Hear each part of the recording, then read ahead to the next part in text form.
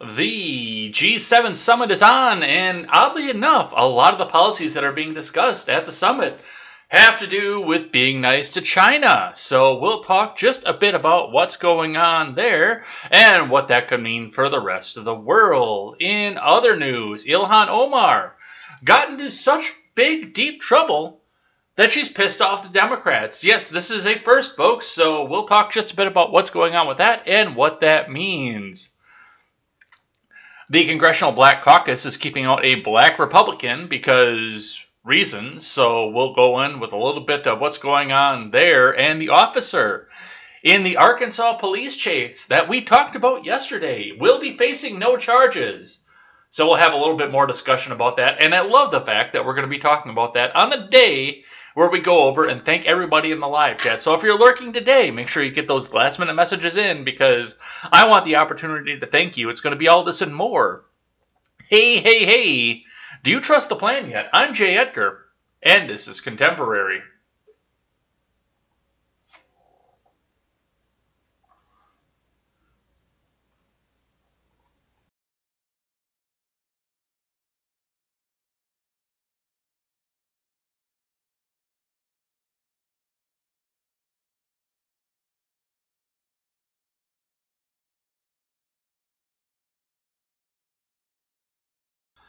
All right, guys, we have got a bunch of stuff to get to today. There's a bunch. And the G7 seems to dominate the top half of the show, so we'll get into that. We'll talk a bit about where the markets are going, what that means, and the wonderful Ilhan Omar. I can't believe she said something bad enough that Nancy Pelosi is feeling like she has to take action, but we'll look into all of this. It's going to be all of this and more over on Contemporary. Before we get started, though, head on over and check out my friends from the Freedom Scoop Media Group, where we carry great shows such as the Daily Ignoramus, who we will probably be rating at the end of this show. Also, the Generational Gap that I may or may not be hosting sometime in the near future, just because of somebody moving and wanting to make sure that all the episodes show up there. Also, check out the Breakdown with Birkenhoff, the R-Rated Conservative, and the Freckles and Brit Show. Head on over there, check all of them out. Bookmark their pages, bookmark our page, because at some point we are going to get that page back up and running. But go ahead, check everything out. Go over there and help us support great creators. All right, let's look in at your finance for the morning here. Dow is up, barely. Less than a 20th of a percent, 0.55. You know, what you usually pay in taxes when you go and buy something. Well, that's in my state. Your state may be higher or lower at some point. But usually what your general sales tax is, 0.55%. is what the Dow went up in points yesterday. That's it. It tried. It jumped up and it almost crossed the threshold to come back down and being a down day. But it is technically an up day throughout the rest of the day. But yeah, with the inflation story that we're going to talk about towards the end of the finance segment of the show, yeah, I can't imagine this is going to be going up anytime soon unless they do some major policy change that makes investors so confident that they're just going to go out and buy. But really, honestly, guys, I don't see that happening anytime soon. But you know what? Just keep printing the money and then wonder why your economy is in the shitter. And we will see what happens with that. On to your Bitcoin, which is increasing, probably because countries are using it as legal tender. And by the way, I found that independent article, and we'll be reading that later on too. But your Bitcoin is up slightly from yesterday, 37,331.40 is your new Bitcoin price for the day. And it looks like it may be on the up and up. So if you guys didn't buy it on sale, you're going to lose out on some of your opportunity to buy it on sale. But of course, this is not official financial advice, and you should check with your financial advisor as to what the best route is for you.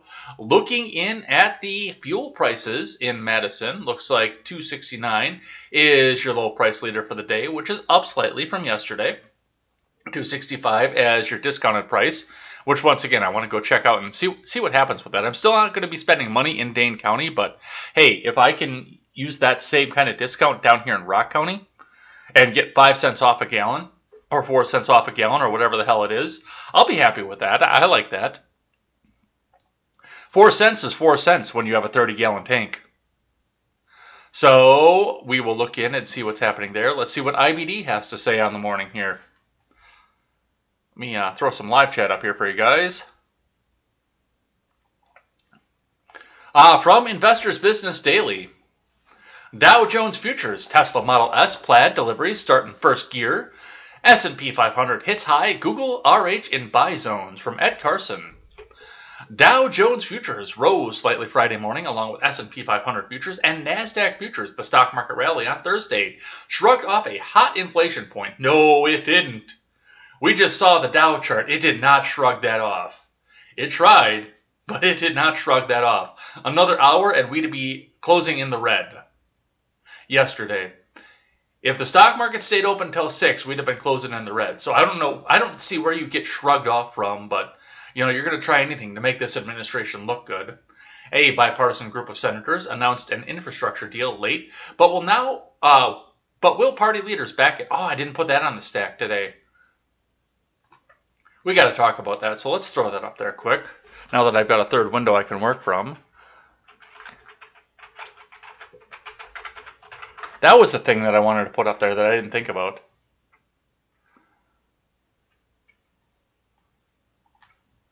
All right, let's add this let's do this after the Ilhan stuff. All right, we'll talk a bit about that too. See, now I've got 3 windows. We can actually get stuff done here, you guys. It's amazing. Amazing, you guys. Tesla CEO Elon Musk held a low-key, no-surprise Model S Plaid event Thursday night, announcing that deliveries will start with a slow ramp-up. Tesla stock rose slightly early Thursday after reclaiming a key level on Thursday. In Thursday's session, several stocks broke out or flashed buy signals, including RH, Signet Jewelers, Zscalers, CrowdStrike, Google parent Alphabet, and Adobe. Meme stocks sold off on Thursday, including GameStop, AMC, Clover Health, Bed Bath & Beyond, and Workhorse Group. Some bounced back somewhat, including GME and AMC. Home builders fell sharply, including Century Communities, LGI Homes, and D.R. Horton. That continues their weak performance despite sliding treasury yields. Yeah, with everyone coming back out on the pre-owned stuff, I can't imagine that that's a surprise to anybody that the new home building is also going to go because, if you just keep buying up the property, your home builders aren't going to be out there doing this. The people are just going to own the property. Several hot stocks sold off as share offerings priced after the sale plans knocked them earlier this week. Those include Celsius, PLBY Group, Rev Group, all 3 lost 15% or more. CELH has a clearly failed breakout, while PLBY stock wiped out an early entry. REVG stock broke below the low of a base. Adobe and Google are on the IBD leaderboard, and long-term leaders Google, CELH stock, and CrowdStrike are on the IBD 50. We will talk a bit about this later on. Let's look at the futures. On the futures, Dow futures rose 0.2% versus fair value. S&P 500 futures climbed 0.1%, and NASDAQ 100 futures advanced 0.15%. The 10-year Treasury yield is sliding, dipping 2 basis points to 1.44% after hitting 1.43% overnight. Yeah, there's that. The 10-year Treasury yield. Copper futures rose 2%, a positive sign for various mining stocks, and also anybody who can pull wire up for the recycling center. And remember, overnight action in Dow futures and elsewhere doesn't necessarily translate into actual trading. In the next regular stock market session, you are going to start to see that copper future drop if the economy keeps going the way that it looks like it's going to go, and we have another crash. And the fact that they're booming home prices, plus trying to put unqualified people in homes right now. Elizabeth Warren speaking out on the fact that student loan recipients cannot enter the housing market right now. If we start to see something, because that's what crashed it the last time, remember, it was housing prices. Then we're going to start to see those copper futures and all the other metal futures come down, because that's what the first thing that people do when they're down on their luck. They start saving their aluminum cans, which I've been doing this whole time, and they start picking up any piece of scrap metal they can because they know they can bring it to the recycling center and get a couple bucks. And it might not save them from abject poverty, but it will get them another burger and keep them going. Another cheeseburger that they didn't have at the beginning of the day. So, some stuff to see here, some stuff to watch and see where this is going. Let's see what CNBC has to say. And this is, instead of looking at the markets, I actually focused this one on the inflation itself. So from CNBC, inflation is hotter than expected, but it looks temporary and likely won't affect Fed policy yet, from Patty Dom. Consumer prices jumped more than expected in May, but the surge in inflation looks to be temporary and should not push the Federal Reserve to tighten policy for now. The Consumer Price Index rose 5% in May, on a year-over-year basis, the highest since the summer of '08 when oil prices were skyrocketing. Excluding food and energy, every core CPI rose 3.8% year-over-year, the highest pace since 1992. A third of the increase was attributed to a sharp 7.3% increase in used car and truck prices. Yeah, because they're not selling first and foremost, but people aren't buying new. They need the used stuff. And the dealers have no inventory. I get calls a couple times. I get mailings, I get emails, and I get calls a couple times a week asking me to go in and buy a new truck because they want my truck for inventory. They can't get inventory on used vehicles right now. People still want to buy them, but nobody's buying new, and that's all they can do is buy used, if they do buy anything at all right now. So, yeah, there's no trades going on. Very few new vehicle sales, so no used vehicle inventory. I could see those prices going way up. That's why I can demand $2,000 over asking price for my truck. Or I'm sorry, $2,000 over sale price for my truck. So,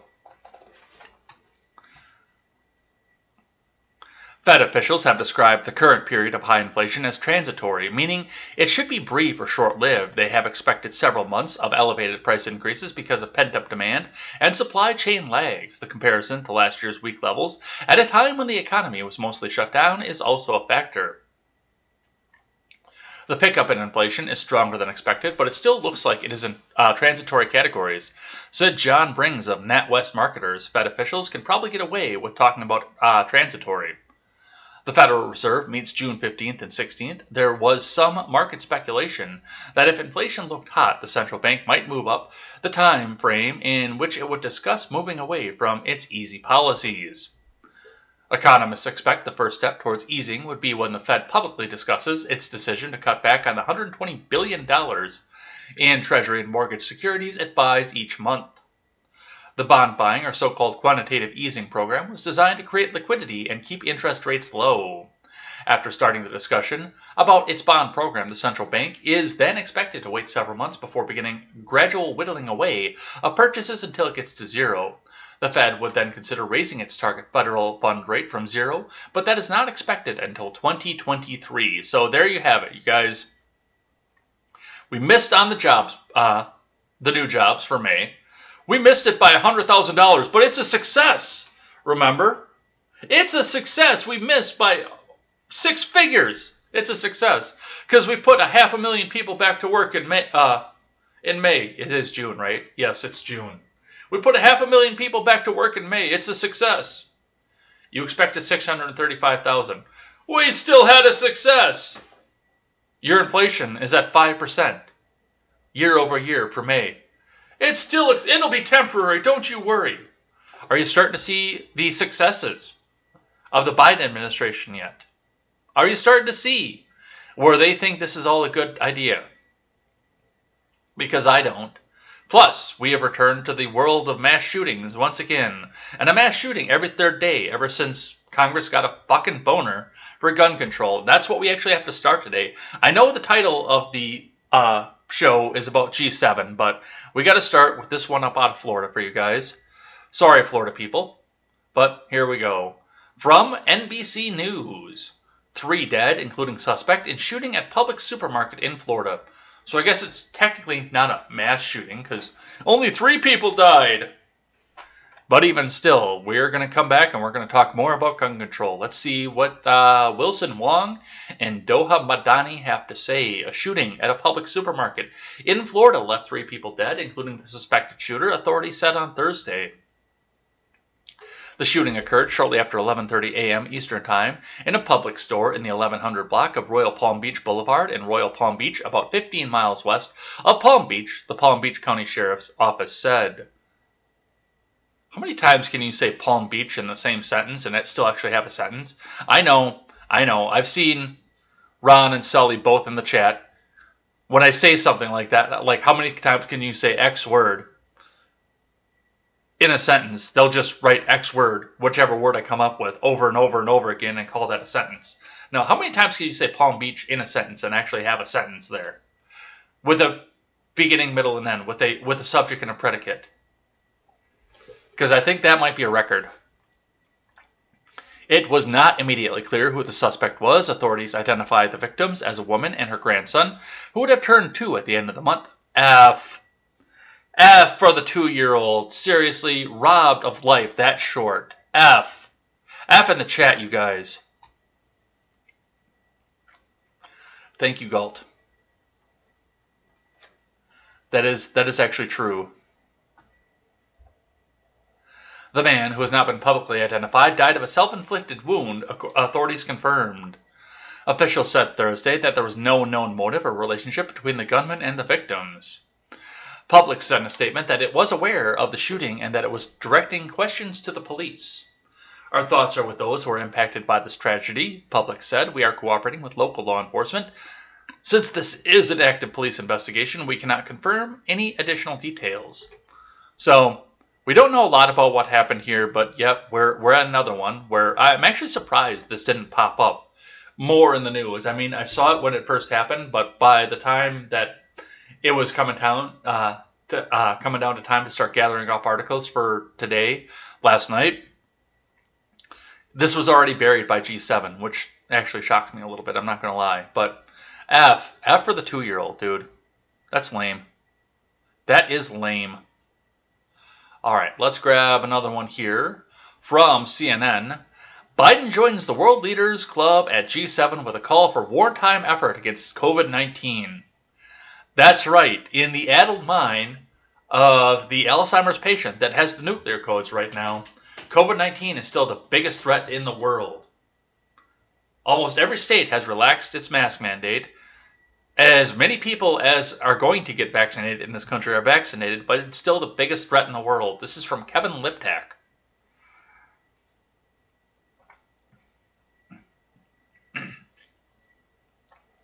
The leaders of the world's advanced economies will gather Friday on the Cornish coast for the first time since the global coronavirus pandemic began, welcoming President Houseplant as a new member who arrived here intent on restoring traditional American alliances.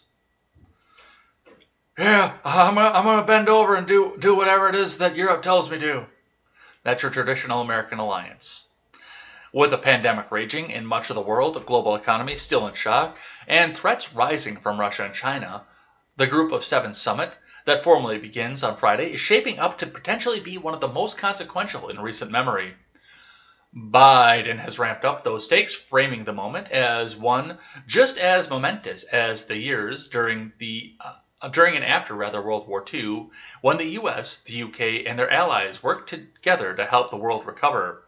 An army mechanic from that war, Queen Elizabeth II, will join leaders Friday night for a reception. I didn't know Lizzie was an army mechanic.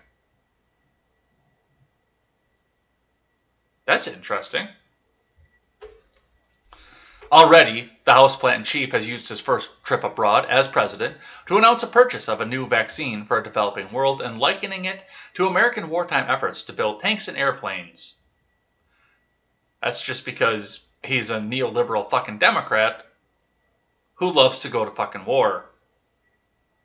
He sat down for his first face-to-face meeting with Britain's Prime Minister in a photo op designed to replicate a historic World War II alliance. He sought to convey a message of unity after 4 years of fractured alliances under then-President Donald Trump. Oh my fucking God.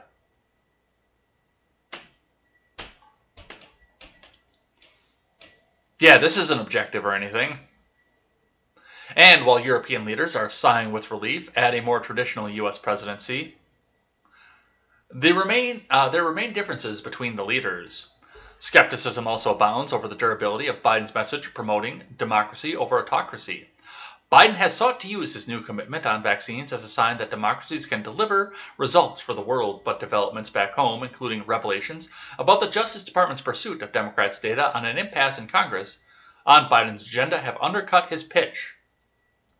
On Friday, Biden turns to the full G7 group, which comprises the leaders of Britain, Canada, France, Germany, Japan, Italy, and the United States. His day will include the landmark family photo, a symbolic moment for a president who has long sought a place in the club of world leaders. Biden's wife, First Lady Jill Biden, said Thursday that her husband has been training for the moment. Yeah, he's been training to make sure that he can complete a sentence without going,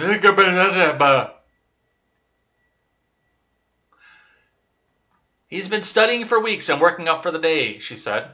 By studying, they mean they're jacking him full of mind drugs to make sure that he doesn't get up on the speech and go, he knows most of the leaders that will be there. Joe loves foreign policy. That is his forte. Come on, man. Just do what I say, or I'll set corn pop after you. Later, he'll meet for closed-door sessions on global pandemic recovery, with the driving topic for leaders urgently working to pull their nations from the grips of the worst global health crisis in a generation.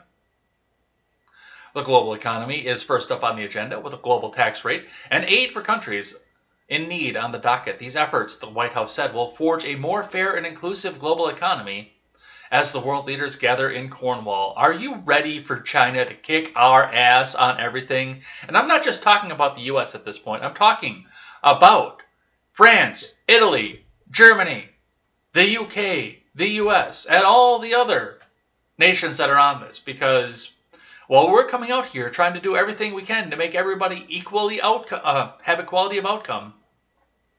China is ramping up everything that they can to become the world's manufacturing powerhouse. And the economic powerhouse, pulling out all the stops.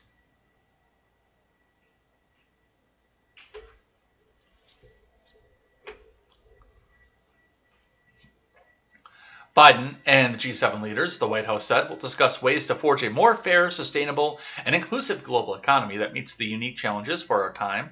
Biden and the G7 partners are committed to a global recovery that benefits the middle class and working families at home and around the world. Yeah, these people are just pissed. The prime ministers in this nation, they were pissed because, the former president, the orange idiot, had at least an idea of America first, not Japan first, not the European Union first. And now they come out, and now they've got a little puppet that they can pull the strings on and manipulate as well to try and make sure that the U.S. is catering to their interests. So this is going to be fun. This will be nice to see. Let's grab one from Politico here. Tony Blair says G7 growing in relevance as the West lines up against China. Yeah, they're lining up against China. That's exactly what happens when you start to say 15% global tax rate, but we have an exemption for China. Yeah, you're really lining up against China. China. This is from Jack Blanchard. Tony Blair insists the G7 group of powerful democracies is becoming ever more important as relations between the West and China deteriorate.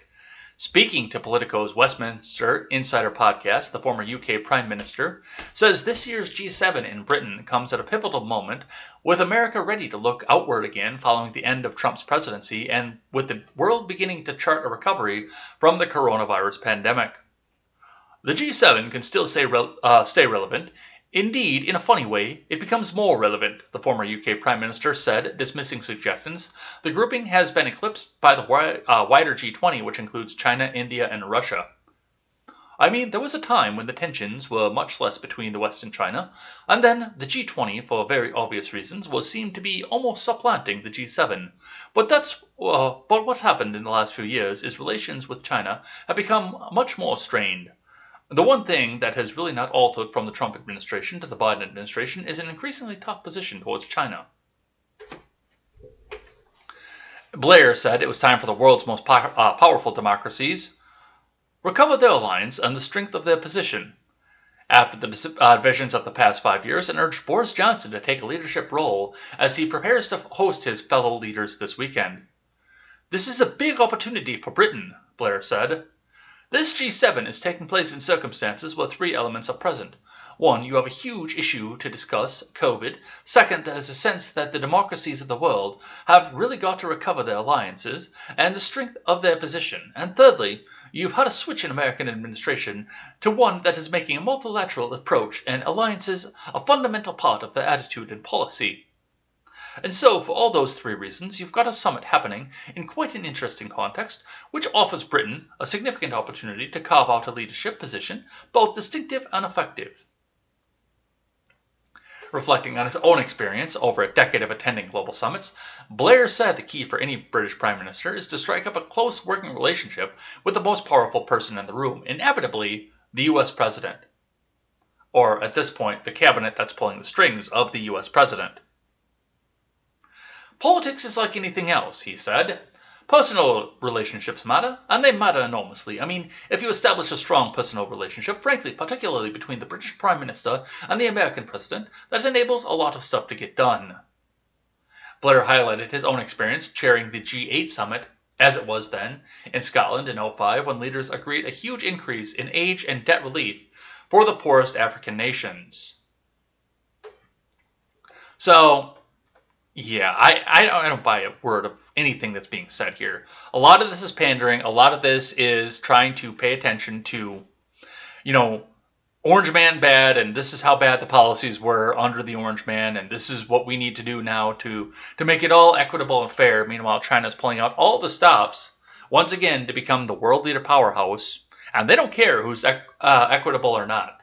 They will shove anybody under the bus to make sure that they come back out on top, and they will continue to throw expendable workers at any problem that they can. It doesn't matter who dies, says Xi Jinping.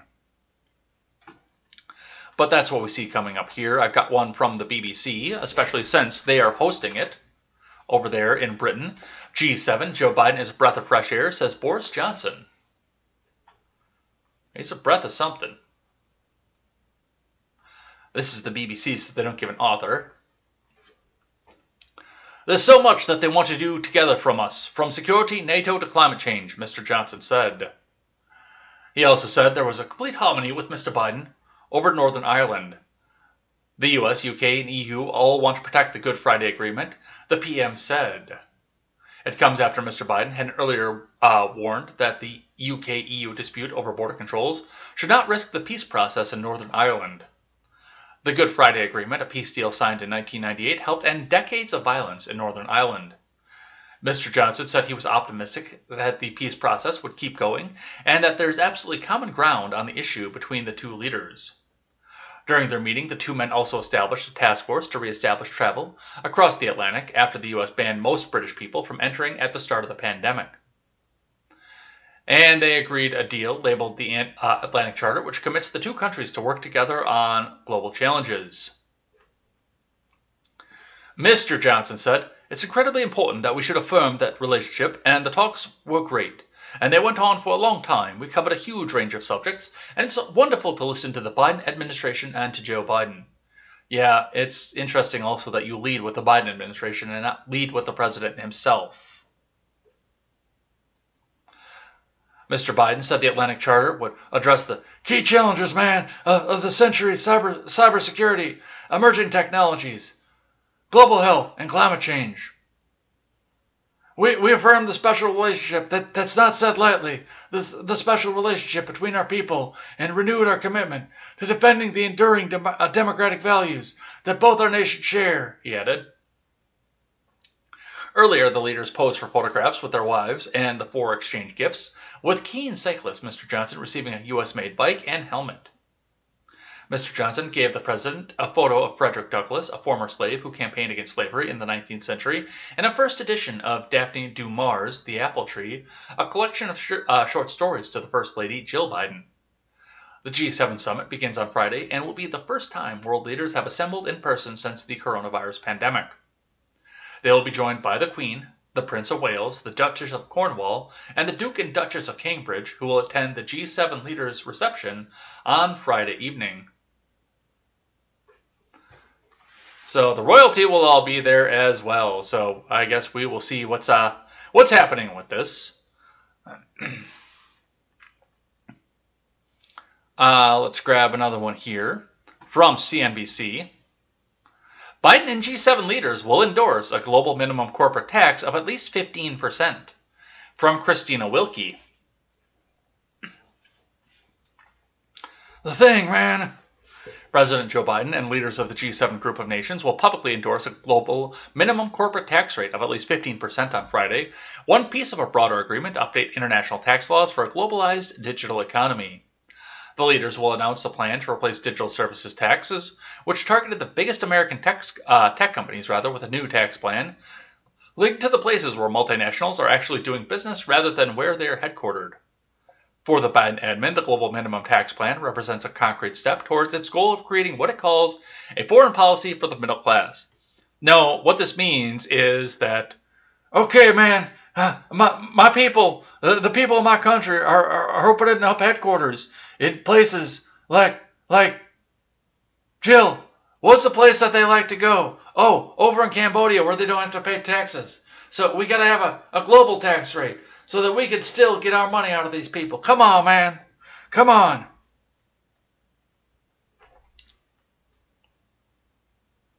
For the Biden admin, the global minimum tax represents a concrete step towards its goal of creating what it calls foreign policy for the middle class. So they're going to take from the people who create the jobs and give it to the people who don't want to work the jobs. This strategy aims to ensure that globalization and trade are harnessed for the benefit of working Americans and not merely for billionaires and multinational corporations, who are ironically donating to the Biden administration. For the rest of the world, the GMT is intended to end the tax-cutting arms race that has led some countries to cut their corporate taxes much lower than others in order to attract multinational companies.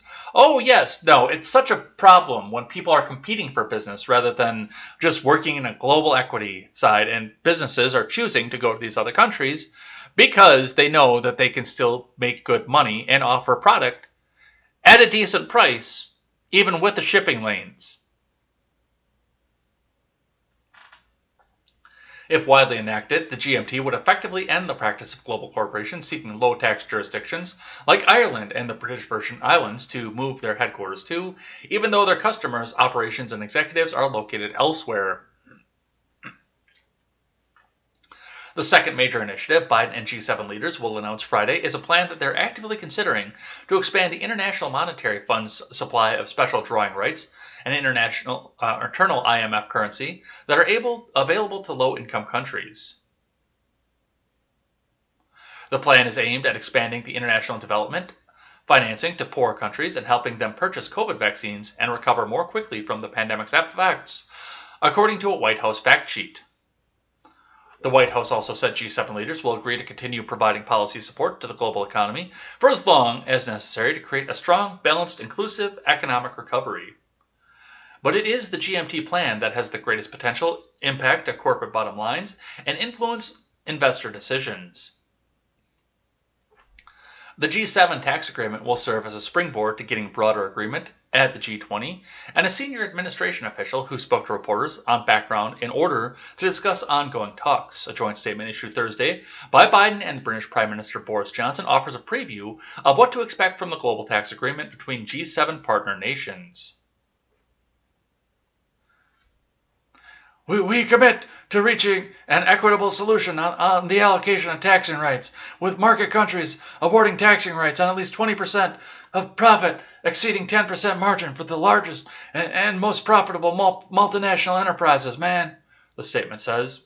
We also commit to a global minimum tax of at least 15% on a country-by-country basis. As part of this agreement, we will provide for the removal of all digital services taxes and other relevant similar measures on all companies. And yeah, basically, they're going to end the competition because we should be competing with each other. We should be competing with each other. We absolutely should.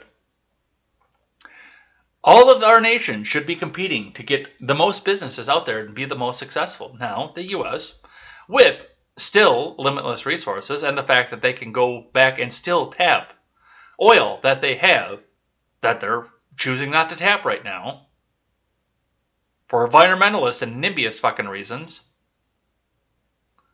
Love that $3 a gallon gas, by the way. that there are unlimited reasons. I mean, even with a higher tax rate, this is a great place in order to attract businesses to. So, with that, but further and further, more and more of the progressives in this country want to jack the tax rates. And then, as it said in the beginning, these companies are moving their headquarters to Ireland, which has a lower corporate tax rate, or Croatia, or France, or these other places around the world. They're taking away the big business from the U.S. and taking away U.S. tax money on top of it. Now, there are still taxes that are happening in the U.S., payroll tax, various other taxes based on operating, but the big corporate taxes can go, and these CEOs can draw a bigger salary as long as it's in euros if they go to these other European countries, instead of having to draw a regular or even a larger salary in the U.S. and then worry about Uncle Sam coming in and taking large amounts of their money. And in fact, more and more of the progressives trying to take more and more of their money. So there's a lot of stuff going on here. I don't like any of this. I really don't. And what right does Joe Biden have to go tell the rest of the world what they're going to set their tax rates at? I don't understand that. But apparently he's got the right. So that's what's happening here. I got one more, I think, on the G7 before we move on to another topic. This is from CNN again. China may not be a member of the G7, but it's dominating the agenda, from Nectar Gone.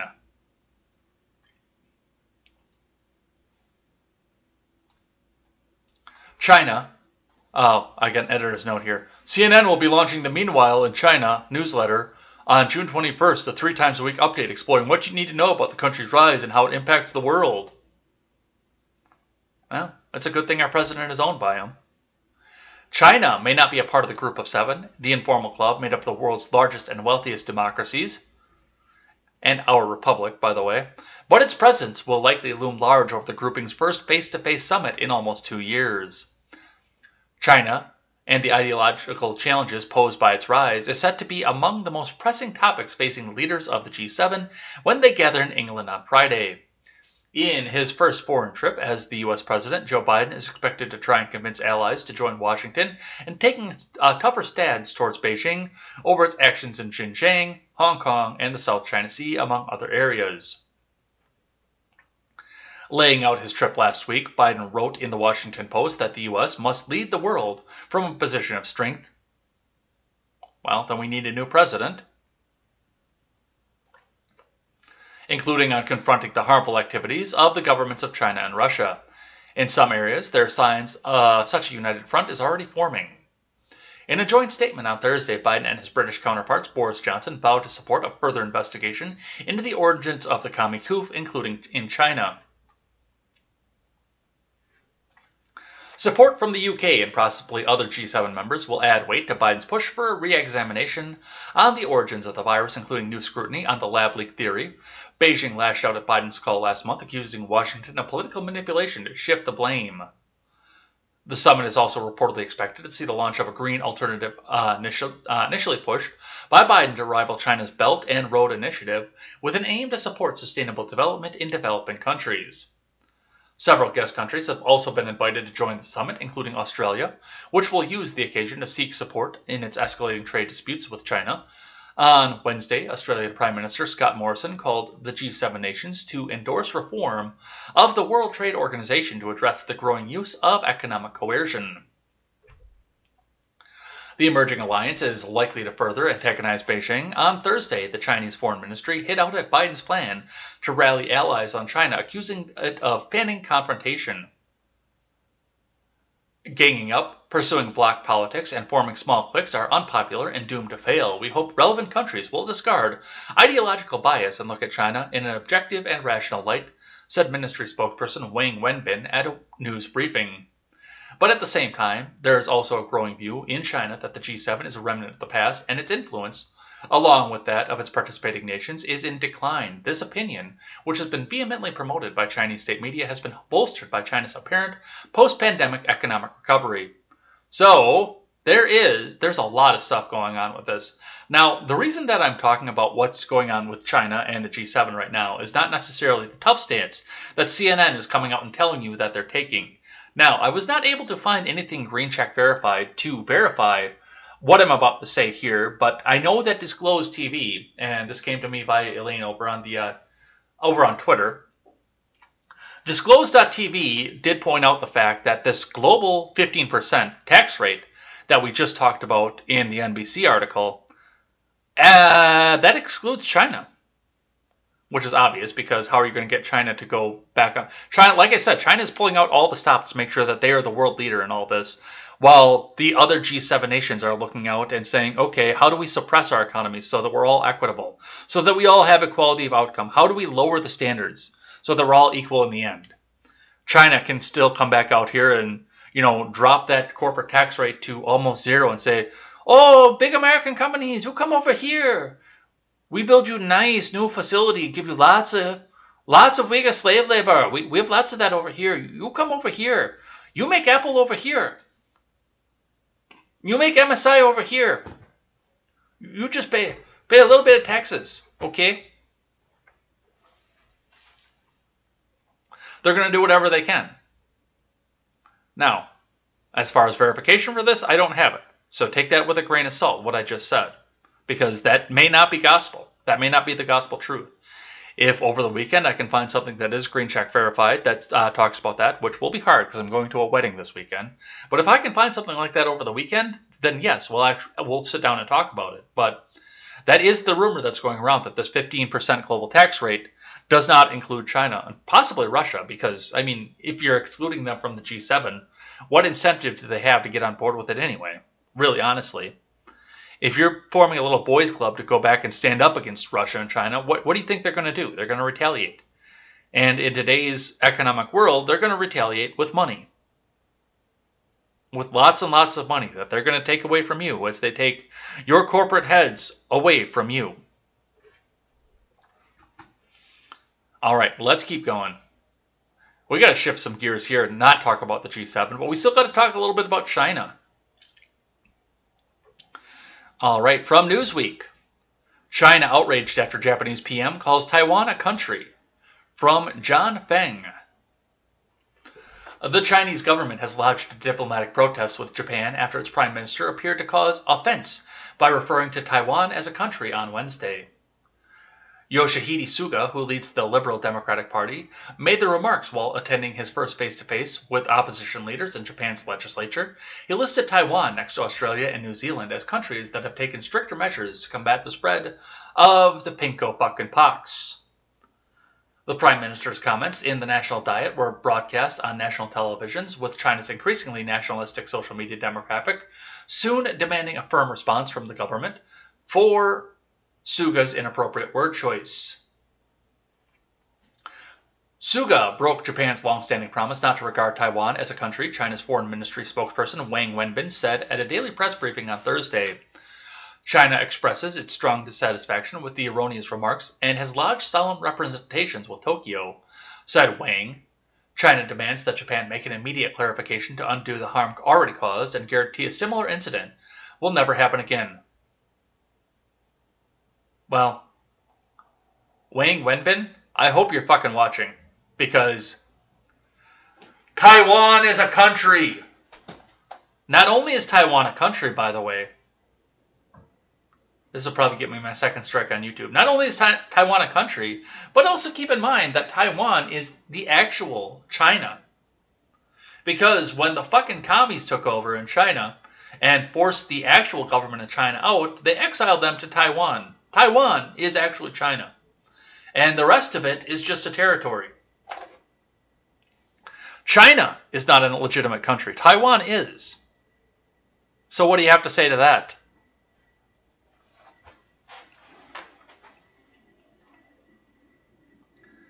Wang, who said the topic of Taiwan concerns the political foundation of China-Japan relations, called on Tokyo to earnestly keep its promise, be cautious with words and actions, and not to damage China's sovereignty in any way. Japan cut diplomatic ties with Taiwan and established formal relations with the People's Republic of China in 1972, 7 years ahead of the United States. Yeah, Taiwan is a country. Taiwan is the real China, you guys. And if Taiwan wasn't a real country and it wasn't the actual China, why would the Chinese people be getting so fucking pissed off over the fact that people keep referring to Taiwan as a country? Makes you wonder, doesn't it? All right, let's grab another one here. I've got a tweet out here. So this was something that came up off of this. Big Blue Wave USA 2022, hashtag stop voter suppression. Which you know this is going to be an absolute objective, especially when you see Richard Mancow over here on the other side of the screen. This is going to be absolutely objective. There's not going to be any sort of bias on this one. This is going to be absolutely 100% objective. As asking, what's going on with Merrick Garland? He has hundreds of pages of Trump's obstruction of justice, yet he's silent. He must charge Trump now or explain to the American people why he isn't. Trump's actions must not be allowed to become presidential precedent.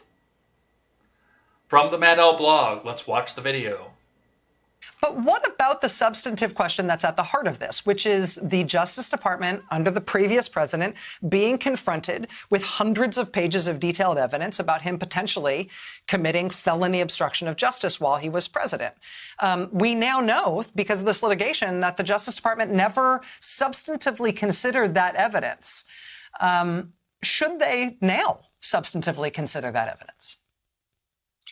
Well, if you've said that you didn't consider the OLC policy that a sitting president can't be indicted, so that's not your reason for not proceeding, and you haven't actually considered whether or not you should proceed, or by implication, you've made the decision you should not proceed irrespective of that on the merits, I think that's a question you then have to be prepared to defend. And what it looks like came out in all of this is that they never really made that decision. And part of Judge Jackson's anger, I think, was that they were treating as pre-decisional to a determination about the president's culpability what was actually strategic public relations framing of how they were going to roll out this performance that they were engaged in. And she, I think, properly said, look, that's not pre-decisional when what you're doing is just trying to cook up what you're going to tell the public. So they've got, I think, a lot of problems that this case opens up that merit pursuit. And if, in fact, the OLC firewall is absolute, that a sitting president can't be indicted, well, that's passed. So that's the decision for Garland to have to make. But the longer he kicks this open, the more alive this is going to stay, and the more the pressure is going to build for a real decision. At this point, it appears that the department has not made a real decision on whether or not President Trump committed obstruction of justice. And we are entitled, I think, to that decision and to a credible defense of it.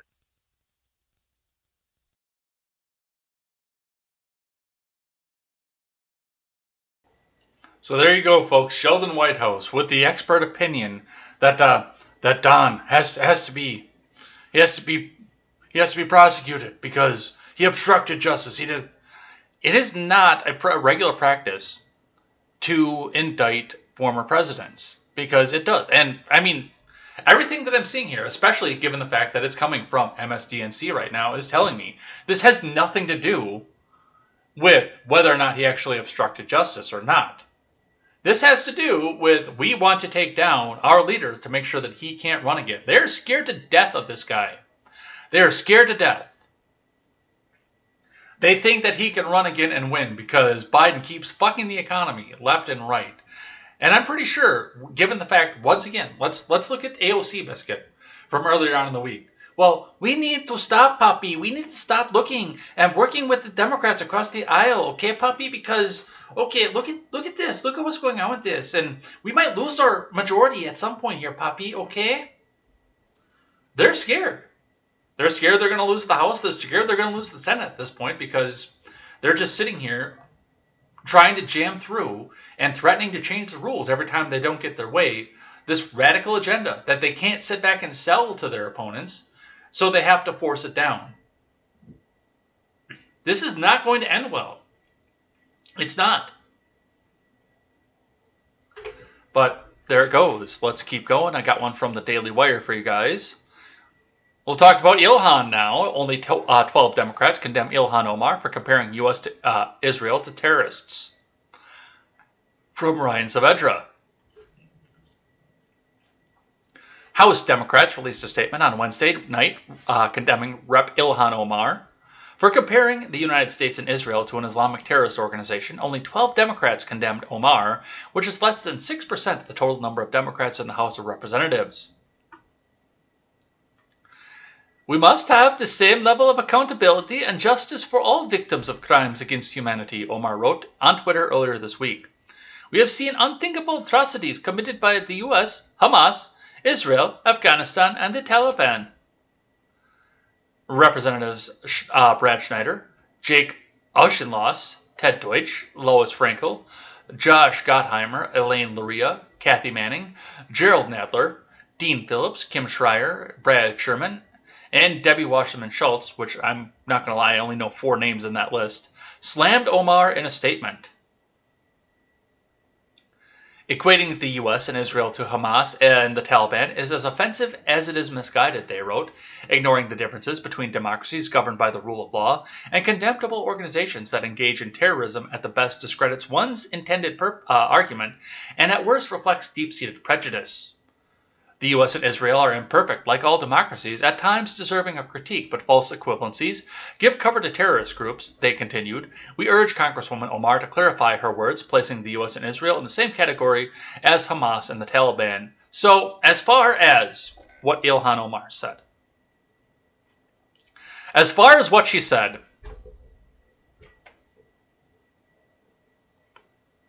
given your religion, given what you call your entire identity, which seems to be your religion, except for the fact that as an adulteress, you'd be stoned to death if you ever went back to a Muslim majority country.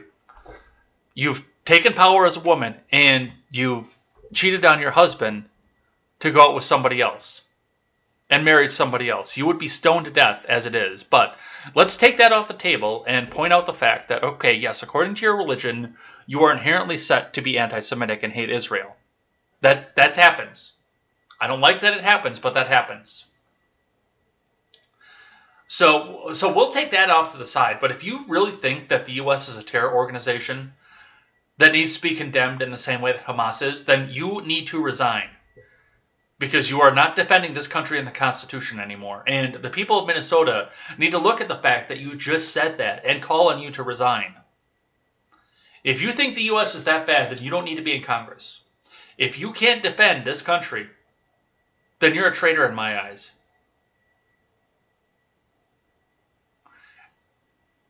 And then we'll sit back and let everybody else be concerned about the anti-Semitism in the other statement. But I don't care about that part. What I care about is the fact that I don't see a way, given the fact that you made the statement, that you can uphold the Constitution and its values. Because you don't believe in those values. You believe that this country is a terrorist organization. So it is time for you to resign. It is time to step down. Let's have a listen, because we actually have some video here. I know you opposed the court's investigation in both Palestine and in Afghanistan. I haven't seen any evidence in either cases that domestic courts both can and will prosecute alleged war crimes and crimes against humanity. And I would emphasize that in Israel and Palestine, this includes crimes committed by both the Israeli security forces and Hamas. In Afghanistan, it includes crimes committed by the Afghan national government and the Taliban. So in both of these cases, if domestic courts can't or won't pursue justice, and we oppose the ICC, where do we think the victims of these supposed crimes can go for justice? In both of these cases, if domestic courts can't or won't pursue justice, and we oppose the ICC, where do we think victims are supposed to go for justice? And what justice mechanisms do you support for them? Thank you. First, let me just say at the outset that it is impossible not to be profoundly moved by not just the loss of life in the recent violence and conflict, but especially the children whose lives were lost. And we all have a tendency to throw statistics and numbers out there, but we were talking about boys and girls, Israelis and Palestinians, as well as men and women. And I think none of us, from whatever perspective we come, can lose sight of that. So that's one thing that's very important. Look, you know our views on the ICC and its jurisdiction. We continue to believe. All right, Anthony Blinken can sit there and run himself into a corner forever at this point, and he's not going to get anywhere. But I mean, yeah, just to look back at this and see the fact that they're sitting out here. Yes, Ilhan Omar needs to resign. She needs to be done at that point. It needs to be over. But it's not going to be over, and she's going to continue to sit in her seat and tell you how terrible America is after swearing an oath to uphold its Constitution. Let's keep going. From the Hill, Pelosi, leaders seek to squelch Omar controversy with rare joint statement from Scott Wong. I mean, he's not Wong. With a rare joint statement, Speaker Pelosi and her entire leadership team on Thursday sought to quell a growing controversy over Representative Ilhan Omar's remarks equating war crimes committed by the U.S. and Israel to those by the Taliban and Hamas terrorist groups. The joint statement by Pelosi, Majority Leader Steny Hoyer, Majority Whip James Clyburn, Assistant Speaker Catherine Clark, Democratic Caucus Chairman Hakeem Jeffries, and Vice Caucus Chairman Pete Aguilar came after Omar responded to a request from a dozen Jewish House Democrats to clarify what she meant in her original remarks. Legitimate criticism of the policies of both the U.S. and Israel is protected by the values of free speech and democratic debate, and indeed, such criticism is essential to the strength and health of democracies, the Democratic leadership said in its statement. But drawing false equivalencies between democracies like the U.S. and Israel and groups that engage in terrorism like Hamas and the Taliban foments prejudice and undermines progress towards a future of peace and security for all. The statement adds, in her clarification, Omar, a progressive Minnesota Democrat and one of the first Muslim women elected to Congress, explained that her original comments had focused on ongoing international criminal court probes, not a moral comparison between Hamas and the Taliban and the U.S. and Israel. I was in no way equating terrorist organizations with democratic countries with well-established judicial systems, said Omar, a Somali refugee. That clarification appeared to satisfy Pelosi and her team, who said in their Thursday statement, "We welcome the clarification by Congresswoman Omar, and there's no more moral equivalency between the U.S. and Israel and Hamas and the Taliban." Yeah, that's full-on cover-your-ass mode. We listened to the original comments already, and yeah, they're putting this down, and Pelosi put her foot down, her frail, aged, 90-fucking-year-old foot down, and said, We're not going to have this anymore.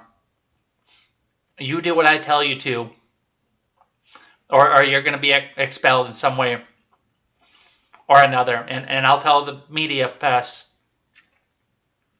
that you stepped down on your own volition. Look what I did to Katie Hill.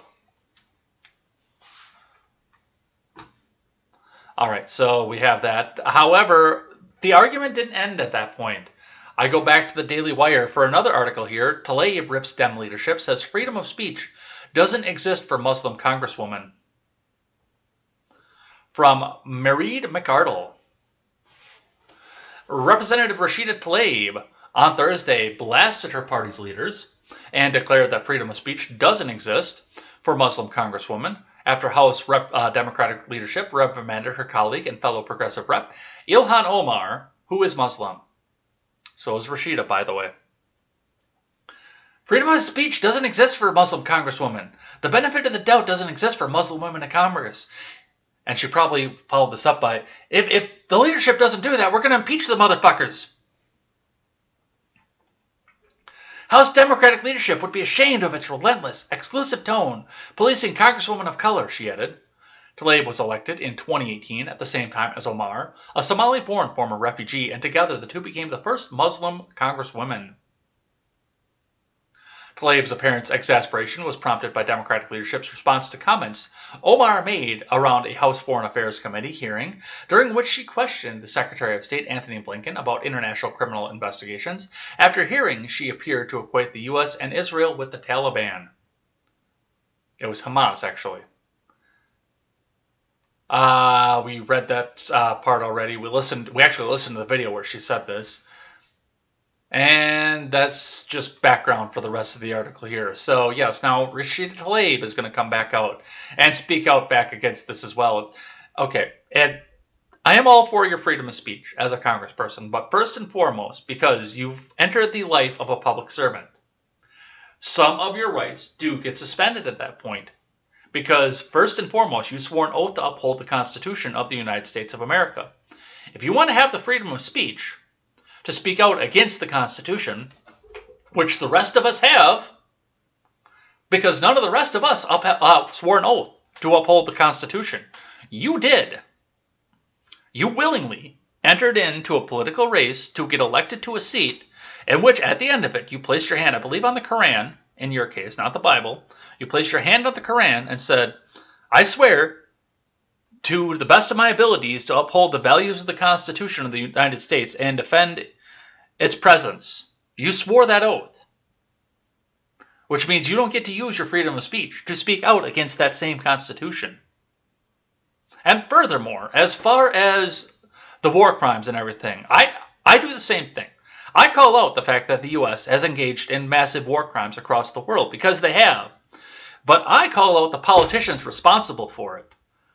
The ones who are being paid off by Raytheon and Halliburton, although not so much Halliburton anymore. The presidents who are owned by defense contractors, and the congresspeople who are owned by defense contractors, who blocked the former president from withdrawing from Afghanistan and several of these other Middle Eastern countries because they were getting too much of a paycheck from the defense contractors, and they're the ones that hold the purse.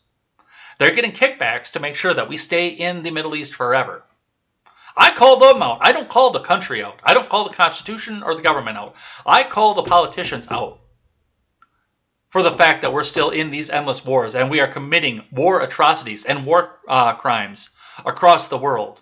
I call the people responsible out, not the whole country. I don't throw the entire bath out, or the baby out with the bathwater, as the old saying goes. But apparently Ilhan will, and, well, she backed off on it at this point, and that's what we see from that. Let's grab one from the New York Post.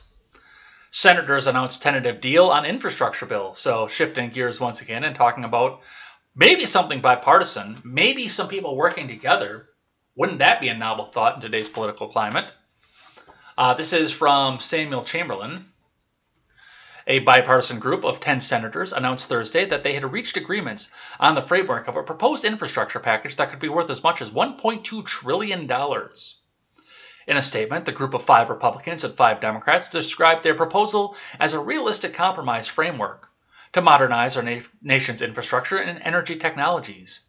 This investment would be fully paid and not include tax increases, the statement continued. We are discussing our approach with our respective colleagues and the White House and remain optimistic that this can lay the groundwork to garner broad support from both parties and meet America's infrastructure needs. The group is led by Senators Bill Cassidy, Joe Manchin, Kyrsten Sinema. Interesting that those two are involved, by the way. The remaining 7 members are Mitt Romney, Rob Portman, John Tester, Susan Collins, Mark Warner, Lisa Murkowski, and Jean Shaheen. A lot of names that we recognize from this, a lot of names of people that we talk about often on this program. Tester, not so much, but, Susan Collins, Murkowski, Shaheen, Romney. I don't like Romney, and I'm pretty sure that a lot of people watching this program don't care for him either. But a lot of familiar names in this particular group of bipartisan senators. So you do kind of like to see that, where the people can reach across the aisle and work together with everything. So I don't know. This could actually be good. And possibly this is another thing to look at too, because we ended negotiations. There's no negotiation right now. It's Biden's infrastructure plan or bust. We can't come back and work down to something smaller. But we're also sitting in a situation where it does look like, and They're being tight-lipped about the details, but something that's actually roads, bridges, and for whatever reason, broadband, which I don't understand why that's such a big deal, because that's usually done by a private company. They haven't utilitized that one yet, but still, roads, bridges, infrastructure, power distribution, stuff like that. Instead of having this massive wish list that they're trying to jack through with budget reconciliation. I'd like to read it. I'd actually like to sit down and read what the proposal is. It hasn't been released out to the public yet, so we can't come back and read it. I have read the original infrastructure plan, and it is chock full of bullshit. I can tell you that right off the bat, and I can link it in some of the chats as well. But it's full of bullshit. But if this is trimmed down to actually be infrastructure, then hey, maybe we can come to a deal with it. Maybe we can figure out some way to work together on it. That would be cool. Not just sit back and bicker with each other. Have an agenda that we can sell to the other side. Been a while since we've seen that. I would say probably about, Katrina era. 07, 08 maybe. Somewhere in there. I don't know, but they're working together. We'll see what happens with that. Let's grab one from CNN. Cinema faces Arizona blowback after becoming the Senate's new unmovable roadblock. From Dan Merica, Kyung La, and Ana Maja Rapard. Alejandra Gomez worked tirelessly to get Democrats, including Senator Kyrsten Sinema, elected in 2018, but now she feels betrayed. The 39-year-old co-executive director of the community organizing group LUCHA went door-to-door in the sweltering Arizona heat in 2018. It's a dry heat. Turning out the Democratic voters that helped get Sinema elected to the Senate. The work was arduous and hours long, but Gomez and others believed deeply in the need to defeat Republican Martha McSally, who had aligned herself with then-President Donald Trump. Oh, the horror. Her work paid off. Sinema won by nearly 3 percentage points. But it is what happened next that the Arizona Democrat has become one of the most unmovable roadblocks on the Democratic priorities in Washington. That has shocked people who consider themselves ardent Sinema supporters a few short years ago. Gomez has another label for the woman she helped elect, a wolf in sheep's clothing. What has happened is a complete slap in the face to our members, to the work that they've done, and to the change that they're trying to make in our communities, Gomez said. If she is not part of the solution, she is part of the problem, and what we are seeing is that she's touting herself as a bipartisan leader, but we have yet to see where bipartisanship stands. She has done nothing.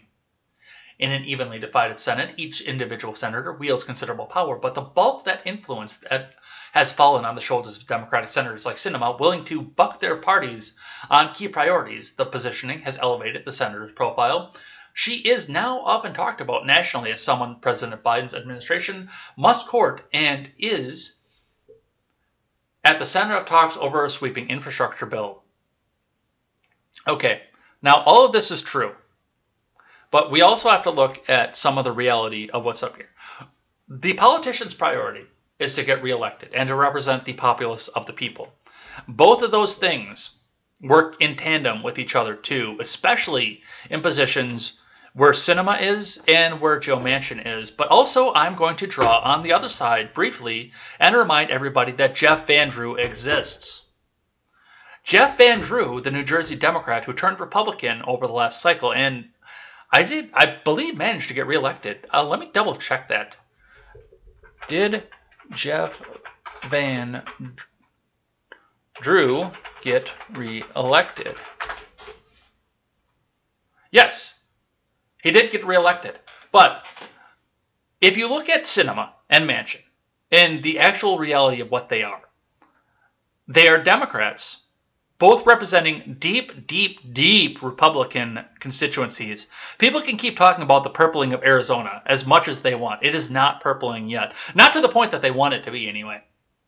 It is probably getting a tinge because there are a lot of people that are fleeing California and they're taking their voting records with them when they go to California. So we're starting to see some purpling, plus they've got a similar environment down there. So, I mean, it is an extension of California as far as climate and some demographics to it. And we're going to see some purpling of that. But for the most part, outside of Phoenix, you are still seeing a massively red state. And Kyrsten Sinema represents the entire state. Now, there are Democrat representatives that represent individual districts in the Phoenix area that are a lot bluer.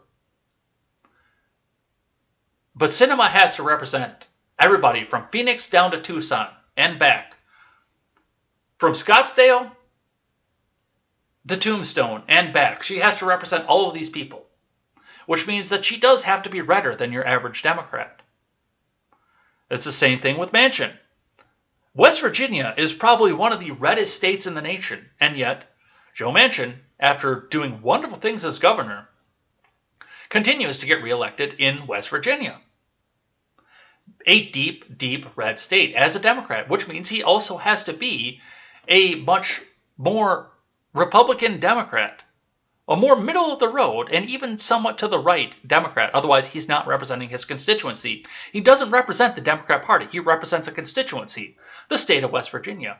Now look back to Jeff Van Drew, a Republican now, who switched parties.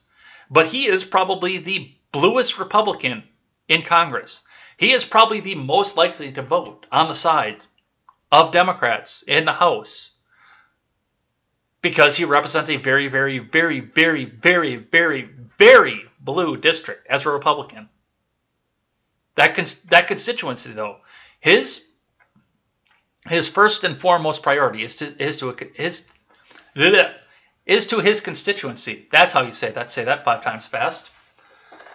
We had the same, an almost opposite argument about Liz Cheney, who felt that she needed to represent the entire Republican Party instead of the people of Wyoming. They didn't want her to vote for impeachment. She still represents their interests. So now that they don't like her, that she did what they didn't like, now there's a very, very good chance that she doesn't make it through re-election. It's a balance and it's a give and take. But the most important part of this is for you to represent your constituency before the party. And that's what these people need to remember. All right, let's keep going. Oh, this was funny. I've got a person watching on Instagram, so if you want to grab the link in the description of my Instagram page, we're going to watch a video in just a second, but I can't transmit that out to Instagram. So if you want to come back and catch that link, it'll be in the live room on the YouTube channel, and you'll be able to see the video. So we're going to watch a video in just a sec, but let's talk a little bit about what's happening on the Daily Wire here. Watch HHS Secretary struggles to define term birthing people. From Charlotte Pence Bond. When asked about the term birthing people, Health and Human Services Secretary Javier Becerra struggled to describe what exactly it means. In Biden's recent budget proposal, the term was used instead of mothers, as reported by the Daily Wire. Republican Senator James Lankford of Oklahoma asked Becerra about the decision to include the term in his budget work instead of mother. Lankford asked, "Can you help me get a good definition of birthing people?" Becerra seemed to struggle to come up with an answer. Instead of using the term in the definition, he answered, "Well, I'll check the language here, but I think if we're talking about those who give birth, I think we're talking about, I don't know how to explain it other than..." Let's watch the video. I also noticed you changed a term in your budget work. You shifted in places from using the term mother to birthing people rather than mother. Can you help me get a good definition of birthing people? Well, I'll check on the language there, but I think if we're talking about those who give birth, I think we're talking about, I don't know how else to explain it to you other than I was a little taken back when I just read it and saw it, that the term mother was gone in spots and it was replaced with birthing people. And I didn't know if this was a direction that you were going, if there were shifts, if there are regulatory changes that are happening related to that, or what the purpose of that is. I think it's probably, and again, I'd have to go back and take a look at the language that was used in the budget, but I think it simply reflects the work that's being done. I definitely get that. I would only say the language is important always. We don't want to offend in our language. I get that. But would you at least admit calling a mom a birthing person could be offensive to some moms, that they don't want to get like a happy birthing person card in May, or, I mean, can you at least admit that that term itself could be offensive to some moms? Senator, I'll go back and take a look at the terminology that was used, and I can get back to you. But again, if we're trying to be precise in the language that's used. Mom's a pretty good word. That's worked for a while, and I think that's pretty precise as well.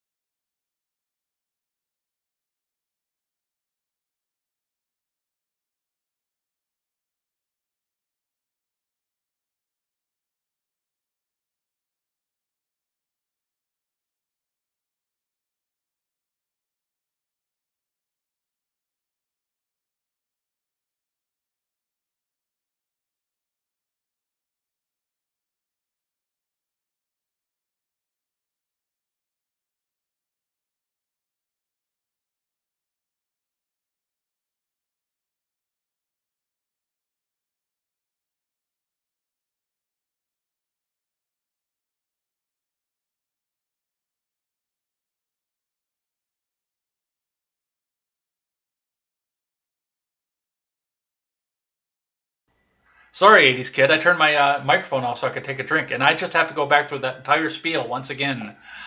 Whoops. A little bit of technical error going on here. Let's keep going, though. So now I have to go back and remember everything that I said off of this. So, I mean, I understand the fact that there is transgenderism now, that it happens, that there is gray area here. But for a group of people, Democrats, who consider the most important thing that you can possibly do as cater to the whims of the simple majority, the 50% plus one majority should always rule in every situation, are looking very, very hard at a very, very, very slim minority in this world. Now, yes, I understand that there's hormones involved, and I congratulate the transgender people who do get pregnant, because with the hormones involved, from what I understand of biology, and I don't understand a lot, when you're starting to take hormone transition, it makes pregnancy very, very difficult because it's messing with the chemistry in your body in a great big way.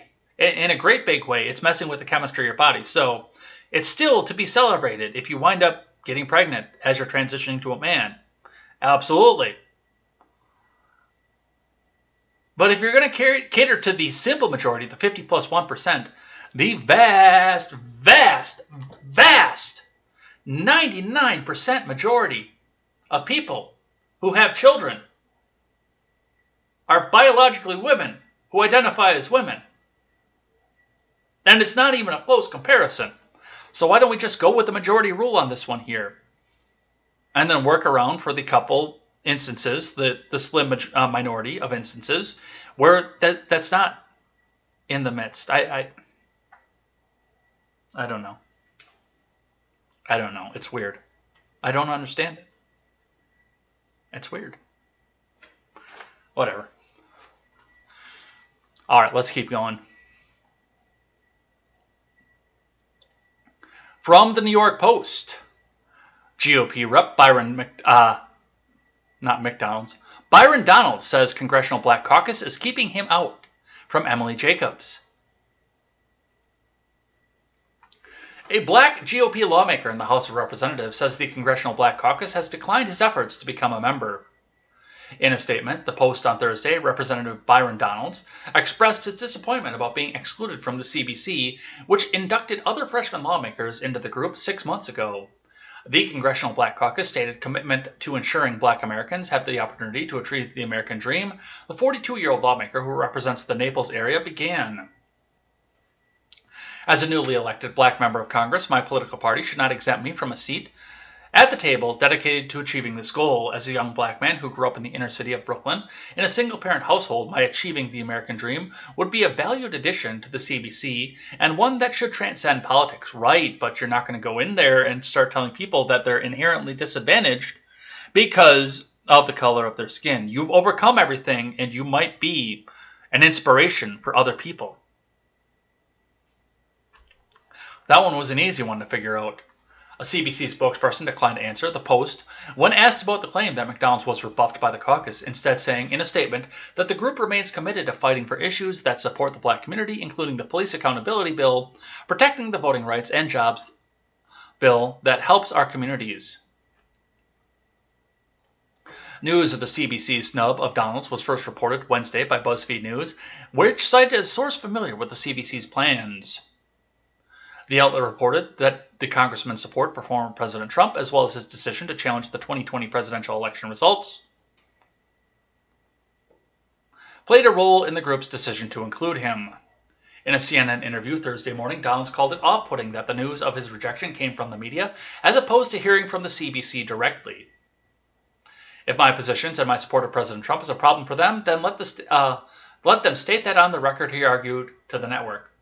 Well, that does seem just a little bit discriminatory, that you can go back and exclude somebody because of his political party, but, it is what it is, and they'll see this, and yeah, it kind of seems like the CBC is a little bit of a boys' club for Democrats, too, but, I'm sure that they look at this guy and say, he's a Republican, he doesn't identify as black.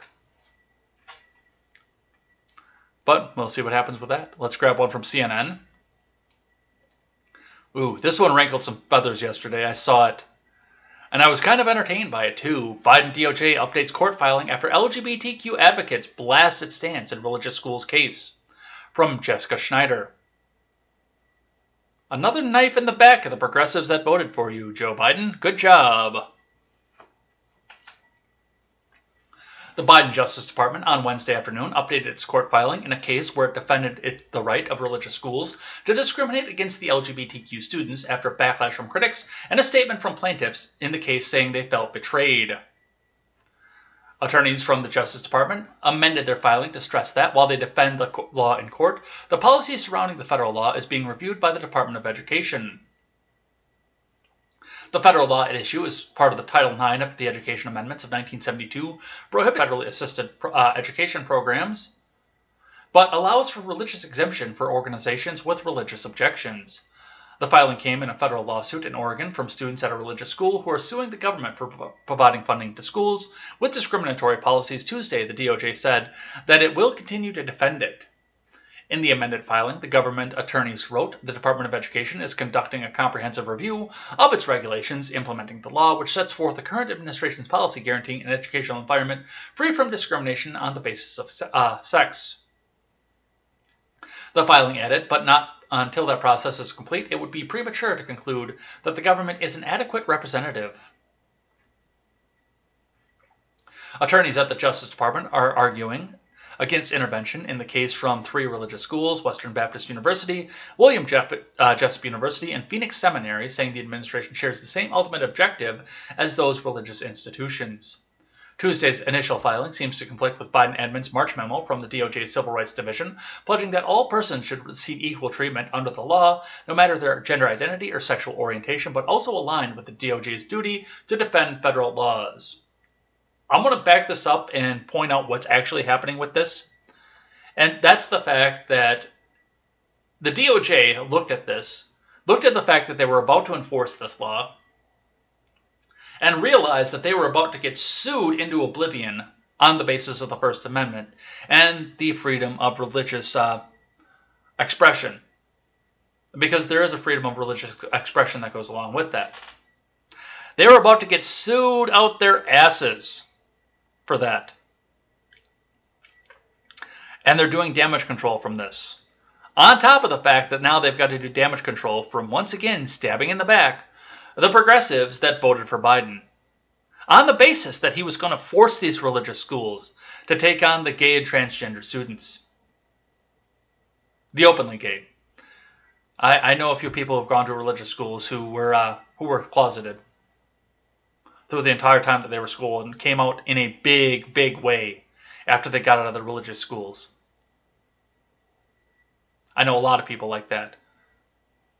But yes, the progressives in this country got a promise that they were going to get a Biden, I don't know, a Biden crackdown on religious schools, and it didn't happen. It's not going to happen again. You got sold a pig in a poke, and you got lied to. And I fully support the First Amendment right of the religious schools to go and have freedom of association based on a lot of things, especially their religion. But regardless, congratulations, progressives. He lied to you again. Let's keep going. By the way, just a reminder, if this is the live chat day as well, so we don't have as many messages as we've had in past this week. But still, if you guys are just lurking right now, get at least one message in so I can say thank you from the bottom of my heart for coming in and hanging out with us.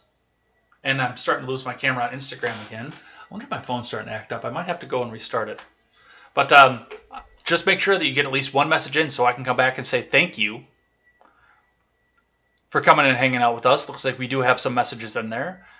But we'll come back and say thank you. You guys rock.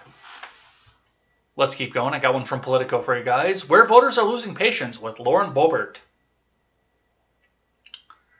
Must have been a slow, we can't talk about Trump news day because now they got to talk about Lauren Boebert.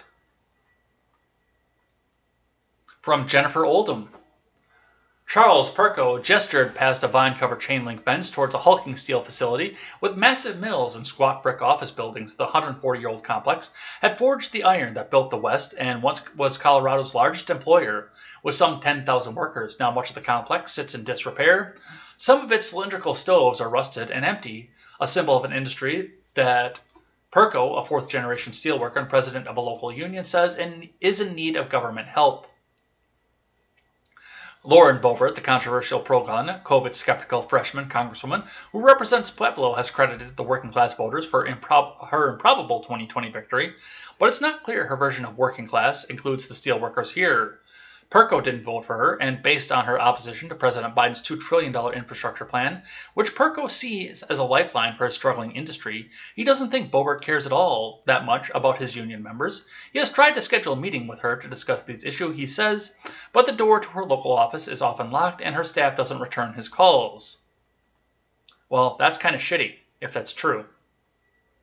And you should, by the way, Boebert, be representing your people, whether it be the union reps that didn't vote for you, or the people, the gun nuts out in rural Colorado that did. You should be representing both. You are in a district that splits. One of the key parts of that infrastructure plan is Amtrak expansion. Ours is only one of 3 mills in the country that makes rail, Perko said on a breezy afternoon in April, as he turned to face the manufacturing complex now owned by the multinational company Evraz Group. If we can get just that part of the infrastructure plan alone passed, that will be business that would keep us in jobs for many years.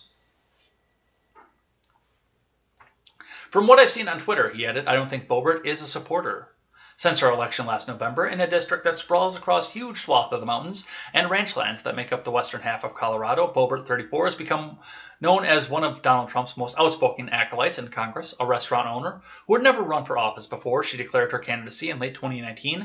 Boebert tried to stop the certification of the 2020 presidential election and made a show of carrying a gun inside the U.S. Capitol in her early days in Congress. On Twitter, she frequently attacks Biden and other Democrats. During the January 6th Capitol Selfie Fest, she tweeted out House Speaker Nancy Pelosi's location to her hundreds of thousands of followers. Yeah, you probably shouldn't have done that. I'm in favor of everything else that was in that statement, but you probably shouldn't have done that last part. Among voters in Pueblo, the largest, most politically unpredictable city in Boebert's vast district, there is a growing sense of exasperation with the freshman representative, not yet 6 months into her tenure. Pueblo County, located on Colorado's dusty, windswept plains 2 hours south of Denver, is the swingiest part of Boebert's district, making it a key test of her staying power. The Congress is nothing like the conservative government-skeptical towns west of the Continental Divide where Boebert is from, or the glitzy liberal ski areas in Aspen and Telluride, which she also represents. While Boebert's district is overall purple, about 32% Republican, 26% Democrat, and 40% unaffiliated among registered voters, the Pueblo County electorate flips the dynamic, with about 36% of voters registered as Dems, 25% Republicans, and 37% unaffiliated. Still, big money donors often give to candidates from opposing parties. Independents regularly vote Republican, and Blue Dog Democrats skew conservative. So, we can sit back and talk about statistics and demographics all day. One of the things to look at with this, one of the things to come back and see with what's going on here is initially Perko, a fourth generation steelworker, president of a local union, says is needing government help. If you sit back and rely and wait for the government, that's part of the problem. The government doesn't care about you. It cares about power. It didn't get your votes this time through, so now they don't care about you. You put somebody else up that they don't like. They don't care about you. Then the government doesn't care about you until it's election year. And then you're exactly who they want to pander to. It's all about power at this point. And that's, part of the reason I started up with the webcam and started with Freedom Scoop. Because I know the government doesn't care about me. It doesn't care about us. It doesn't care about anything except much, much more power. The government doesn't care. It doesn't. Plain and simple. And you should be able to go out and look into your own. Now, if you're in the union and you want to get the steel mill going, well, start reaching out. Find a salesman at some point. Start reaching out to try and find new customers. People need American-made steel, and you've got to sell your steel versus getting it out from China, which, don't get me started on the fact that if we do get the Amtrak thing going on here, I guarantee you that a large amount of that steel that's going to go for the new tracks is not going to be coming from this steel mill in Colorado. No matter who is in charge at that point, a lot of that's going to be coming from China. But you could be working out with the local railroads out here, by the way. They're doing track repair at a place where I have to cross the railroad tracks every single day. They're doing track repair.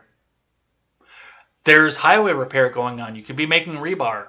But don't depend on the government. The government is not out there to help you. All right. But that's what we have going on with that.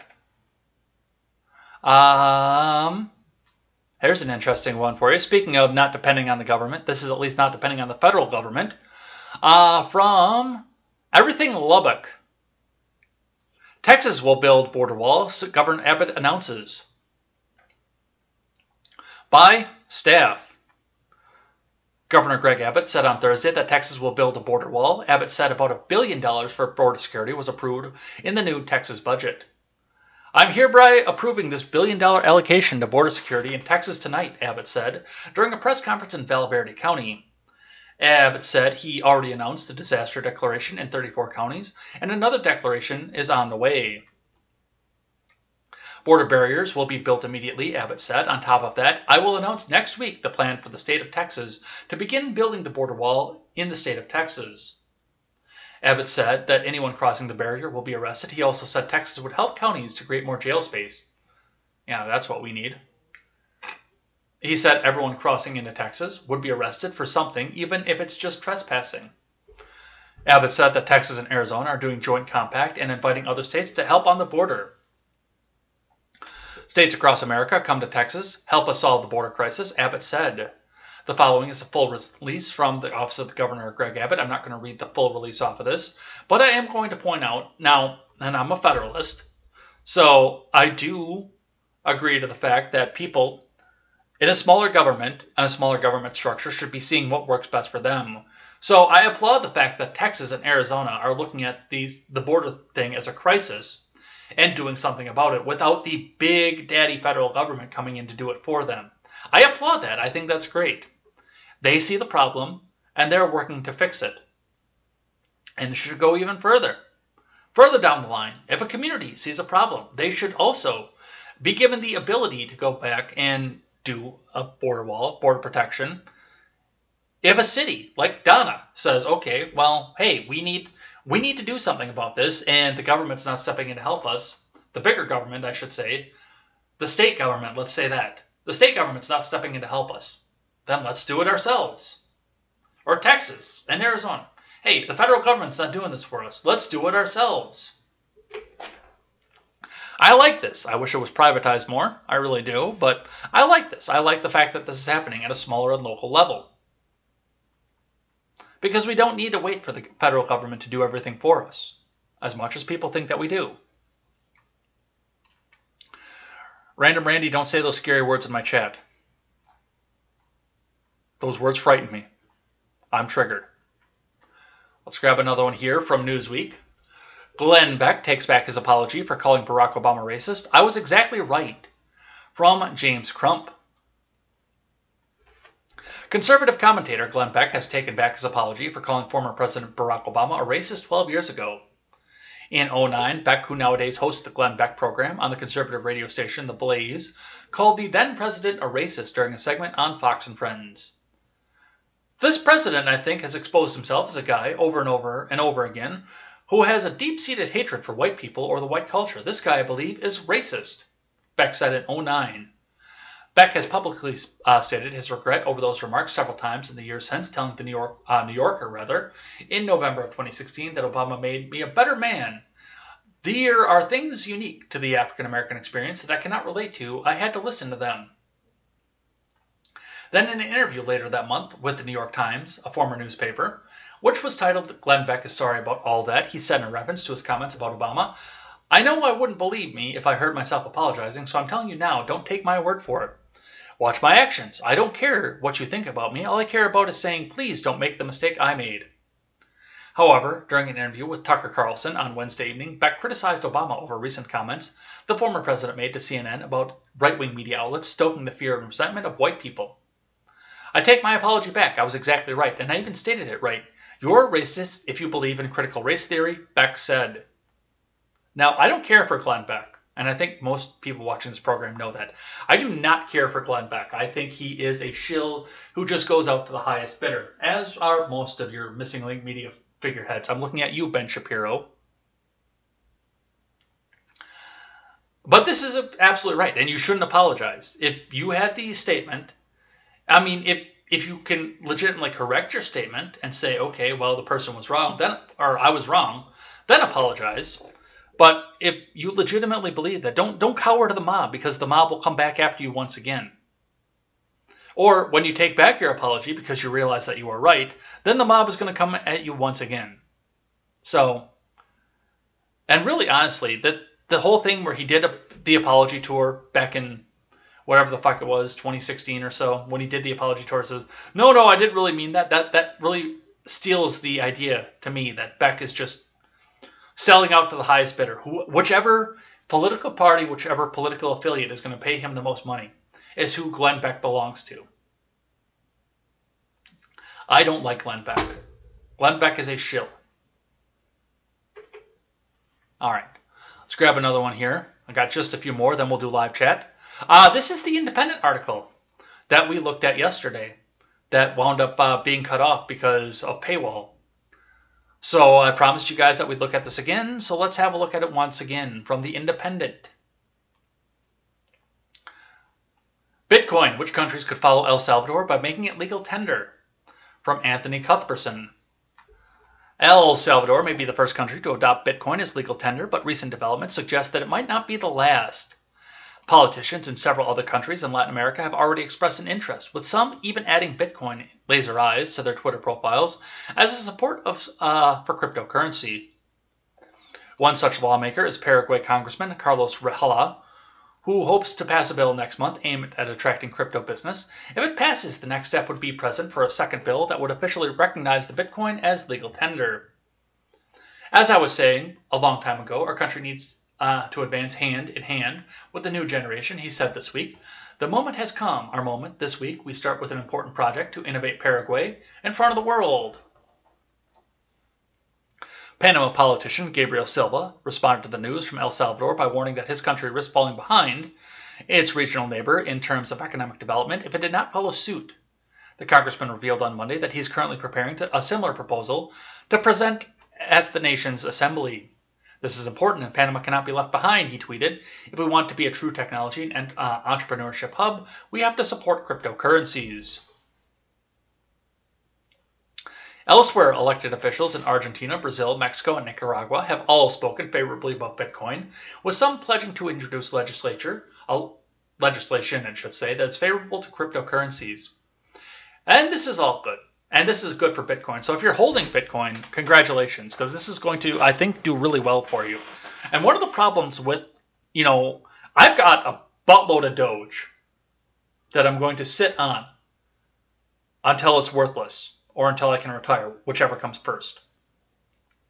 But I have got a buttload of Doge. I got a bunch of fucking Doge right now.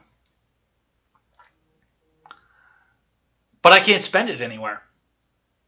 With Bitcoin, I mean, there are a couple places out there, like there's some Subways out in the West Coast where you can use your Bitcoin to buy a sandwich. Or for a while, you could buy a Tesla with Bitcoin. You could do this kind of stuff with your Bitcoin, which, other people have stated that it's more for big purchases than for small purchases, and it's not enough. It's not just you're carrying around stuff. But regardless of that, I mean, Bitcoin is cool, and it's a great hedge against inflation, but you can't spend it. There's nothing for you to buy with it. Until these countries like this are coming out and saying, okay, well, we're going to make this into legal tender now. So now we'll have something that you can spend this on. And you'll have places, it's still not going to be nationwide in the US, but once people have this and they're passing the money back and forth, you're going to start to see some of that value start to rise, because now it actually has tangible value, even though it's not tangible, even though it's just digital code.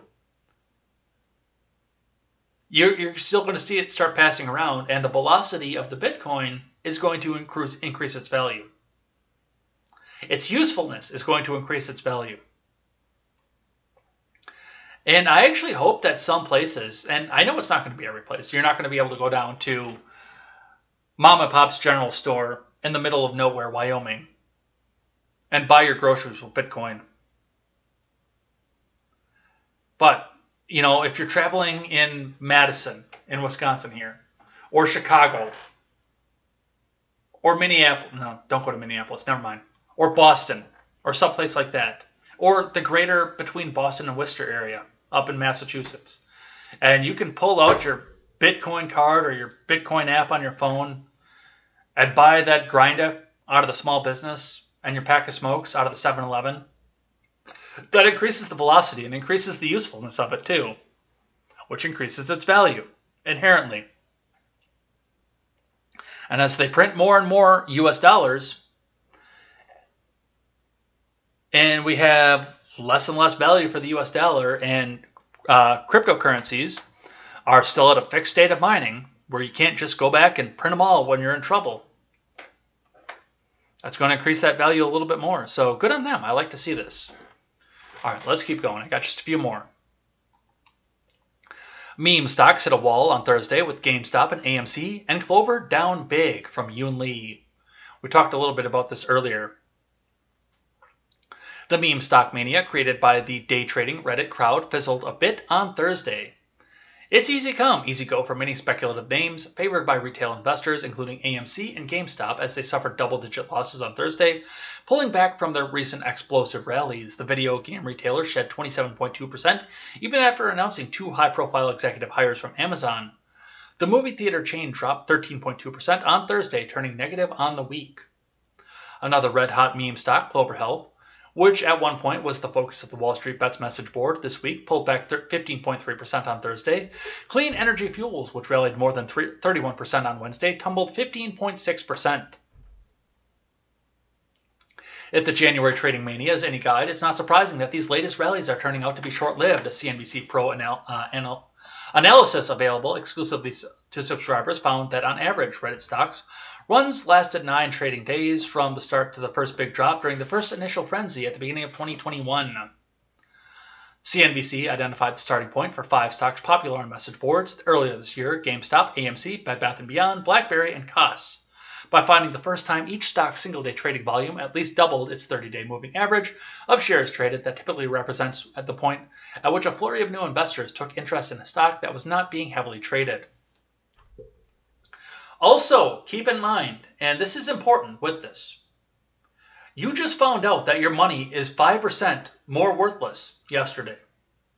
And people are looking at this, realizing that, the government money is going to dry up at some point, and they do need to make sure that they feed their families. So some of these people are making money off this stuff and realizing it's time to go back and pull this out because the economy is teetering. I don't think this has anything to do with people coming out of this and saying, oh, the meme stock thing is over. No, people are still excited about the meme stock thing. It's just that they are looking truly and readily at what's important in their lives. So, something else to keep in mind on that, especially given the fact that this dropped as soon as they found out that the consumer prices were going up by 5%. I don't think this is as big of a deal as CNBC wants you to believe that it is, but they do want you to believe that this is a big deal. So you go back and sell off, and the little people can't make the money off the stock market anymore. All right, let's grab one from the Wall Street Journal. If you sell a house these days, the buyer might be a pension fund. We're going to just touch on this a little bit because we talked about this yesterday. A bidding war broke out this winter at a new subdivision north of Houston, but the prize this time was the entire subdivision, not just a single suburban house, illustrating the rise of big investors as a potent new force in the U.S. housing market. D.R. Horton built 124 houses in Conroe, Texas, rented them out, and put the whole community, Amber Pines at Foster's Ridge, on the block. A who's who of investors and home rental firms flocked to the December sale. The winning $32 million bid came from an online property investing firm, Fundrise, which manages more than $1 billion on behalf of about 150,000 individuals. The country's most prolific home builder booked roughly twice what it typically makes, selling houses to the middle class, an encouraging debut in the business of selling entire neighborhoods to investors. We certainly wouldn't expect every single family community we sell at 50% gross margin, the builder's finance chief Bill Wheat said at a recent investor conference. From individuals with smartphones and a few $1,000s to pensions and private equity firms with billions, yield-chasing investors are snapping up single-family houses to rent out or flip. They are competing for houses with ordinary Americans who are armed with the cheapest mortgage financing ever and driving up home prices. And I want you to think back to what happened in 2007 and 2008.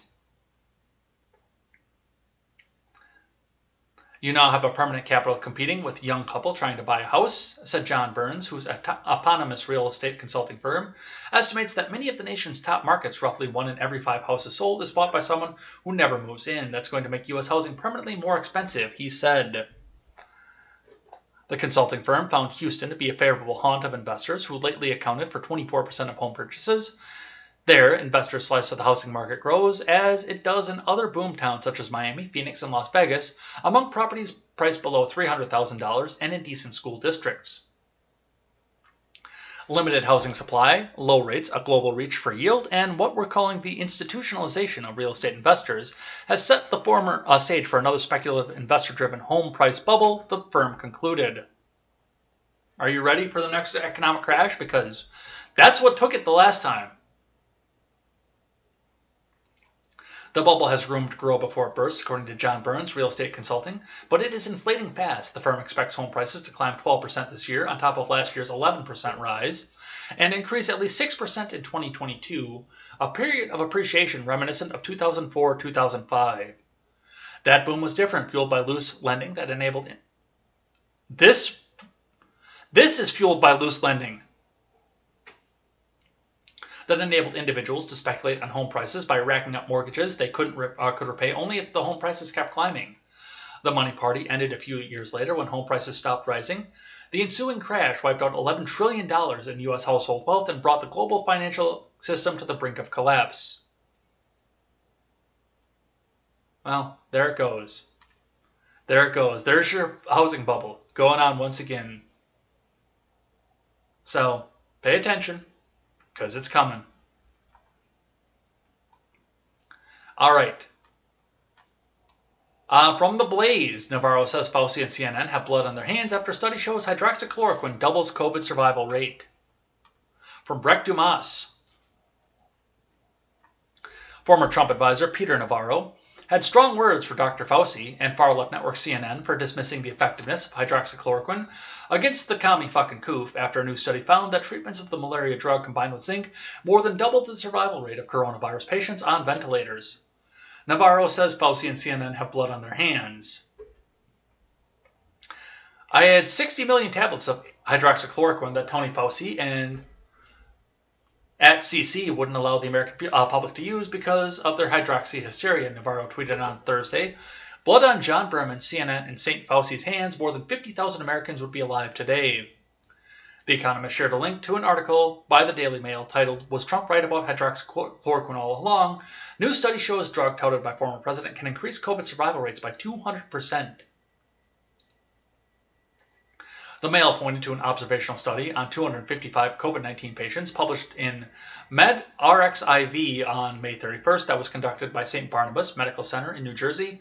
The study, which has not been peer-reviewed, concluded that when the cumulative doses of hydroxychloroquine and zinc were above a certain level, patients had a survival rate 2.9 times the other patients. More vindication. There it is. Everything that the Orange Man did was wrong. And hydroxychloroquine, fish tank cleaner, gives people heart disease, you guys. And why is the president obsessed with fish tank cleaner? Well, it's because it seems to have worked all along after all. Anything for a narrative. Anything for a narrative. All right. From Newsweek.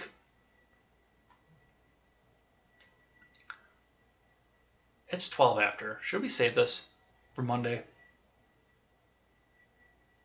I'm going to skip that one completely. No, we got to do this one here. The last one we're going to do today, then we'll do a live chat.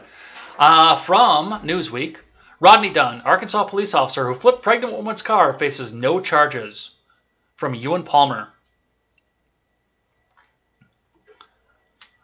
An Arkansas state police officer who flipped over a pregnant woman's vehicle using a maneuver designed to end car chases has faced no disciplinary measures for his actions. Dash cam footage of the moment Nicole Harper's car was flipped over has been made public because Harper is suing the officer. Rodney Dunn, she alleges that Dunn negligently performed a pursuit intervention technique, or pit maneuver, Fox 16 first reported. During the footage, filmed in July of 2020 on a highway outside Jacksonville, Dunn indicates Harper to pull over after he allegedly clocked her driving 84 in a 70. Harper's SUV is seen slowing down, pulling over to the right lane, and turning on her emergency flashers, which her lawsuit states prove she was intending to pull over. Harper said she was looking for a safe space to pull over as the shoulder on the interstate was too narrow. According to a lawsuit, and around 2 minutes after turning on his blue lights, Dunn performed a pit maneuver. 2 minutes! Nudging the back of Harper's car, she traveled around 60 miles an hour, flipping it over. Footage of the incident widely shared and watched more than 2.4 million times on Twitter. A number of social media users have expressed their anger that Dunn remains at his job after performing the pit maneuver on a pregnant woman who was not fleeing and attempted to pull over. Enraging Arkansas officer Rodney Dunn flips over Nicole Harper's car while she was pregnant because she didn't pull over quick enough. He's still a cop and faces zero consequences because of qualified immunity. Unacceptable, tweeted human rights lawyer Qasim Rashid, who has me blocked, by the way, so I can't see what he posted on this, but Arkansas congressional candidate Dan Whitfield posted, Arkansas State Trooper Rodney Dunn is a danger to Arkansans and should not be patrolling our highways. He flipped over the vehicle of a pregnant woman, clearly adhering by slowing down and turning on her hazards. And he's not being charged. There it is. That guy's going to get off scot-free. And the argument is there. And like I said, the state lovers do love the fact that he did this because that sends the message that you get no mercy no matter what you do. I went back and forth with Seawall on this several times, and he seems to be, you know what, after 2 minutes, I could see if this was like a 10, 15-minute thing and they were going on forever and ever and ever. And I said this yesterday. If this was a long-term thing and she was still going 85 miles an hour and there was backup there, they still couldn't get her stopped, corralled, or anything, then yes, use the pit maneuver. And we've seen, like, the deadliest car chases. I remember when that used to be on TNN back when I was in high school. I loved watching deadliest car chases where they would go on, and they would go for 10, 15, 20 minutes. Hours sometimes chasing these vehicles before they'd sit back and pit them. After every single other way of doing this was exhausted. After every single other tool in their belt was exhausted, only then did they do the pit maneuver because it's so dangerous. And this guy does it in 2 minutes. Fuck this guy. And the state that put him in charge. He should at least be fired. I would say yes, charge him, but he should at least be fired. All right. That's going to be it for the day. That's the end. We won't do the Avenatti thing. We'll do that on Monday. Let's do the live chat because we got to thank you guys kindly for coming in here and hanging out with us today. So we'll start off at the top with Ron Helton and his music bars, but we got to start at the beginning of the week.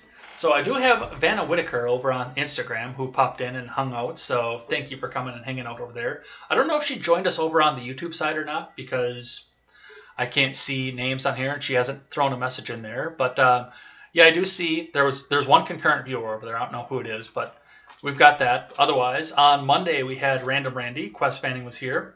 Ron Helton came and hung out with us. Chilaga, 1984. Madco Mark was with us. Sully Blue. PM Me Your Nachos came and hung out with us on Monday as well.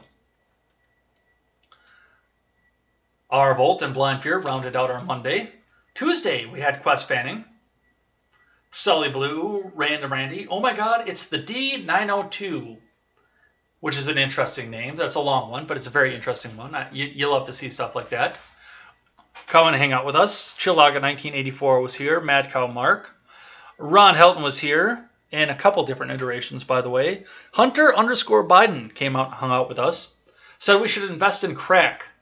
That should be our investment. Who's in Paris rounded out our Tuesday. On Wednesday, we had Quest Fanning, Random Randy. NG77 Hazard Simone, another long one, another new name. Thanks for coming and hanging out with us. Spirit 7 was here. Chilaga 1984. Sully Blue was here. Patrick's Time. Ron Helton was here. And R Volt. And also, thank you, by the way, to everybody who got me up over affiliated status. I haven't looked into my earnings yet or anything, but I've looked into some of that. And, you know, the bits are up there. If you guys want to help support the program, pick up some bits and you can donate them out. And I think I can see them on the monitor, too, when they pop in. I'm going to see if I can figure out how to get OBS to do the action so that you can see when you cheer and do bits and stuff as well. So that's cool. Thank you guys for that. And yeah, thanks for helping out. I am officially a 1099 employee of Amazon. Woo! But still, tell some more friends. Let's get some more people over here. Let's take over the Amazon side. And I've noticed too that there's a lot more demand for news and commentary on Twitch because, you know, on YouTube, I'm hidden behind a wall of priority creators, but over on Twitch, there are no priority creators over there for news. There are priority creators for games, but there are no priority creators for news and politics. So we can easily take over that wing of this. And I see that they might be actually advertising me a little bit more too, because I'm seeing some new names coming in over on the Twitch side as well. So, woo. On Thursday, we had Ron Helton. Random Randy was here. Vampire Hunter D. Sully Blue came and joined us for a message or two on Thursday. Quest Fanning was here. Chilaga 1984. We had Olaf Nolof, which was a new name. Possibly somebody that came in because we're affiliated now.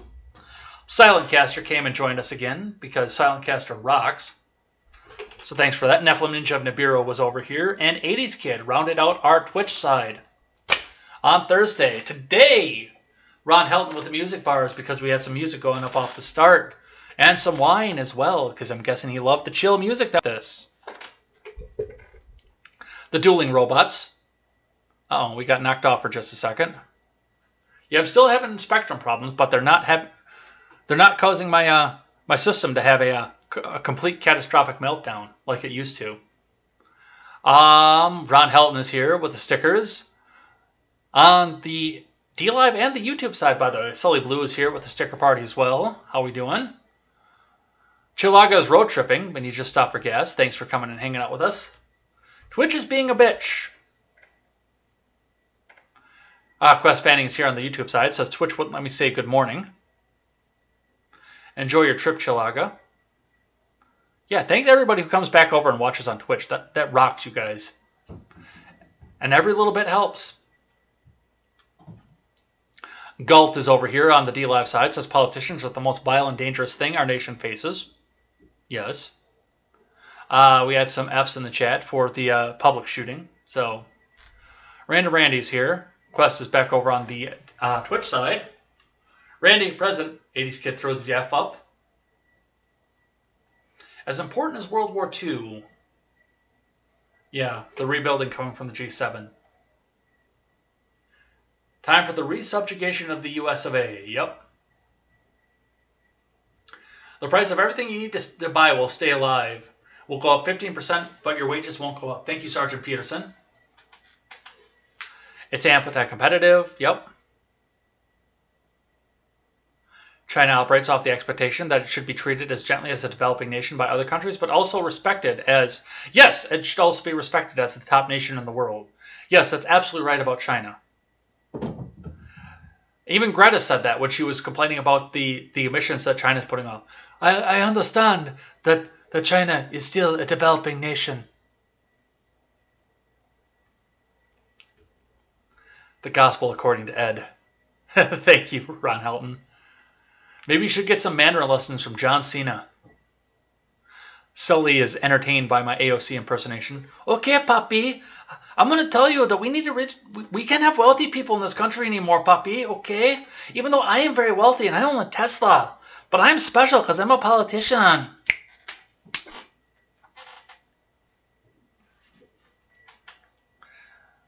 Horatio says, aren't refugees awesome? Sully doesn't want a whole country of just one person. Oh, that would be fun. It'd be like a country full of Jerrys. Yes, my screw up for forgetting to turn my microphone back on so you didn't hear the sound of my straw. Sorry about that, you guys. Ron says Black Caucus, bunch of commies. Sully's still here, working and lurking. Dr. Disappointment 69, politics is a cruel mistress. It is. Then he reiterated, like I said, politics is a cruel mistress. Random Randy says low message count due to me not taking over the chat. Thank you, Randy. I'm not behind on the stream, just now had the thought to say anything about it. Random says the scariest things that you could ever hear. I'm from the government and I'm here to help. Neff is overslept today. He's too overslept to say dumb stuff. Oh wait, this counts. If Taco Bell takes it, I'm in. Quest says, I suppose the non-fiat continues to grow on value as measured by the fiat. If the fiat plummets, when the fiat becomes valueless, you won't have a comparative metric, but rather we'll have to look at what the non-fiat can buy. Did I miss something? Randy says, I need someone to explain to me how Bitcoin is decentralized when its value is based 100% of how much the fiat currency it's worth. I get the idea, but if the monetary system failed, people won't be accepting Bitcoin as a substitute. Well, apparently they will be in El Salvador. I thought ventilators themselves were damaging to our lungs. Yeah, they are. Supposedly, everybody who's ever been on a ventilator dies instantly. Supposedly. All right. I actually found that lefties were mad about this too. I was surprised when they were able to get their hate for whites and babies long enough to see the police brutality is the issue. Yes. Police brutality is the issue too. Quest says, at the point he posed a clear and present danger, you'd be justified to shoot him dead on sight. His actions weren't even within spitting distance of legitimate law enforcement and could only be interpreted as an assault you'd have no reason to believe was done. Quest says, is the bit donation the green thing to the left of the dialog box while I'm typing? I don't know how it looks because I know you're doing it on mobile. I've never seen it on mobile. I can possibly go and look. Let me pop in there. I think it is. I think that's what you're talking about. Let me pop my tablet open and we'll see. I know it says cheer with bits on the top. But every one of those bits that you donate is a penny. So, and every penny does help, by the way. They told me that while I was doing orientation. They told me that the value was a penny on those. Let's see.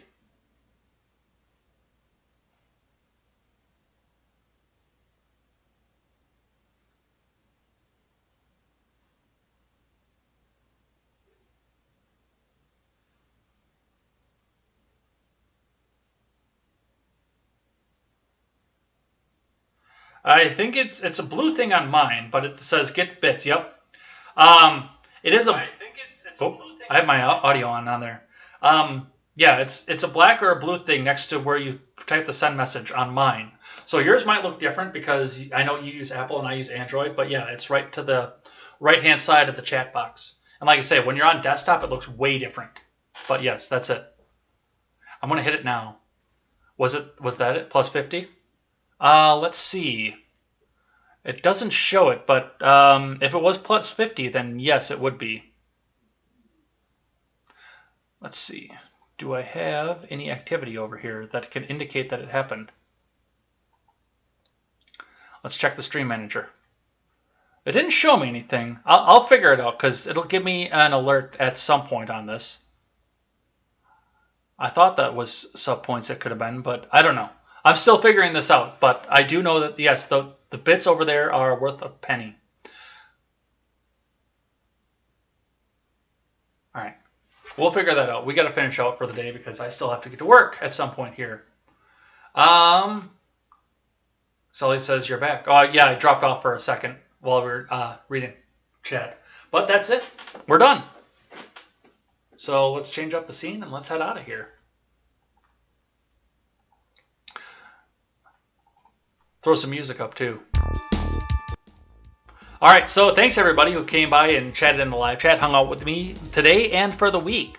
A lot of stuff that we went over this week. This has been a pretty busy news week, and I've had a couple of 30-tab plus days, so definitely a lot to see here, a lot going on with that. And we got monetized too, so yeah, that is pretty cool. I like that.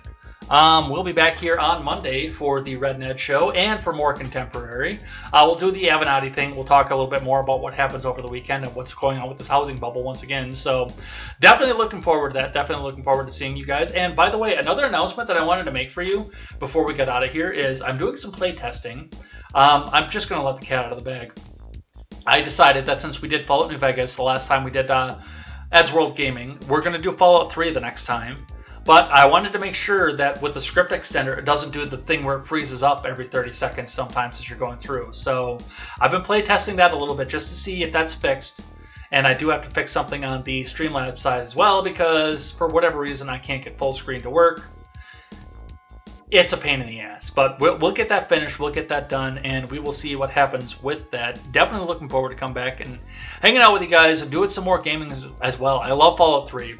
I played through it before. It's not going to be a blind play through it, but since you guys got me monetized, we're going to do something entertaining on this channel, not just read the news. So look forward to that. I don't know what night I'm going to do it. I don't know how I'm going to do it, how I'm going to work around the contemporary schedule, but I am going to do some video gaming for you guys, and we're going to play probably one of the best Bethesda entries out there. The story is weaker, but some of the gameplay is a lot more fun, and it's a lot more detailed. So I am definitely looking forward to that. If you are on Twitch, stick around because we will go and raid my friend Stephen Ignoramus as soon as we're done here. So come back and hang out for a little bit more and go hang out on his channel as well. Otherwise, we will see you next time on Monday for more Contemporary. Until then, I am Jay Edgar, and this is Contemporary. Take care.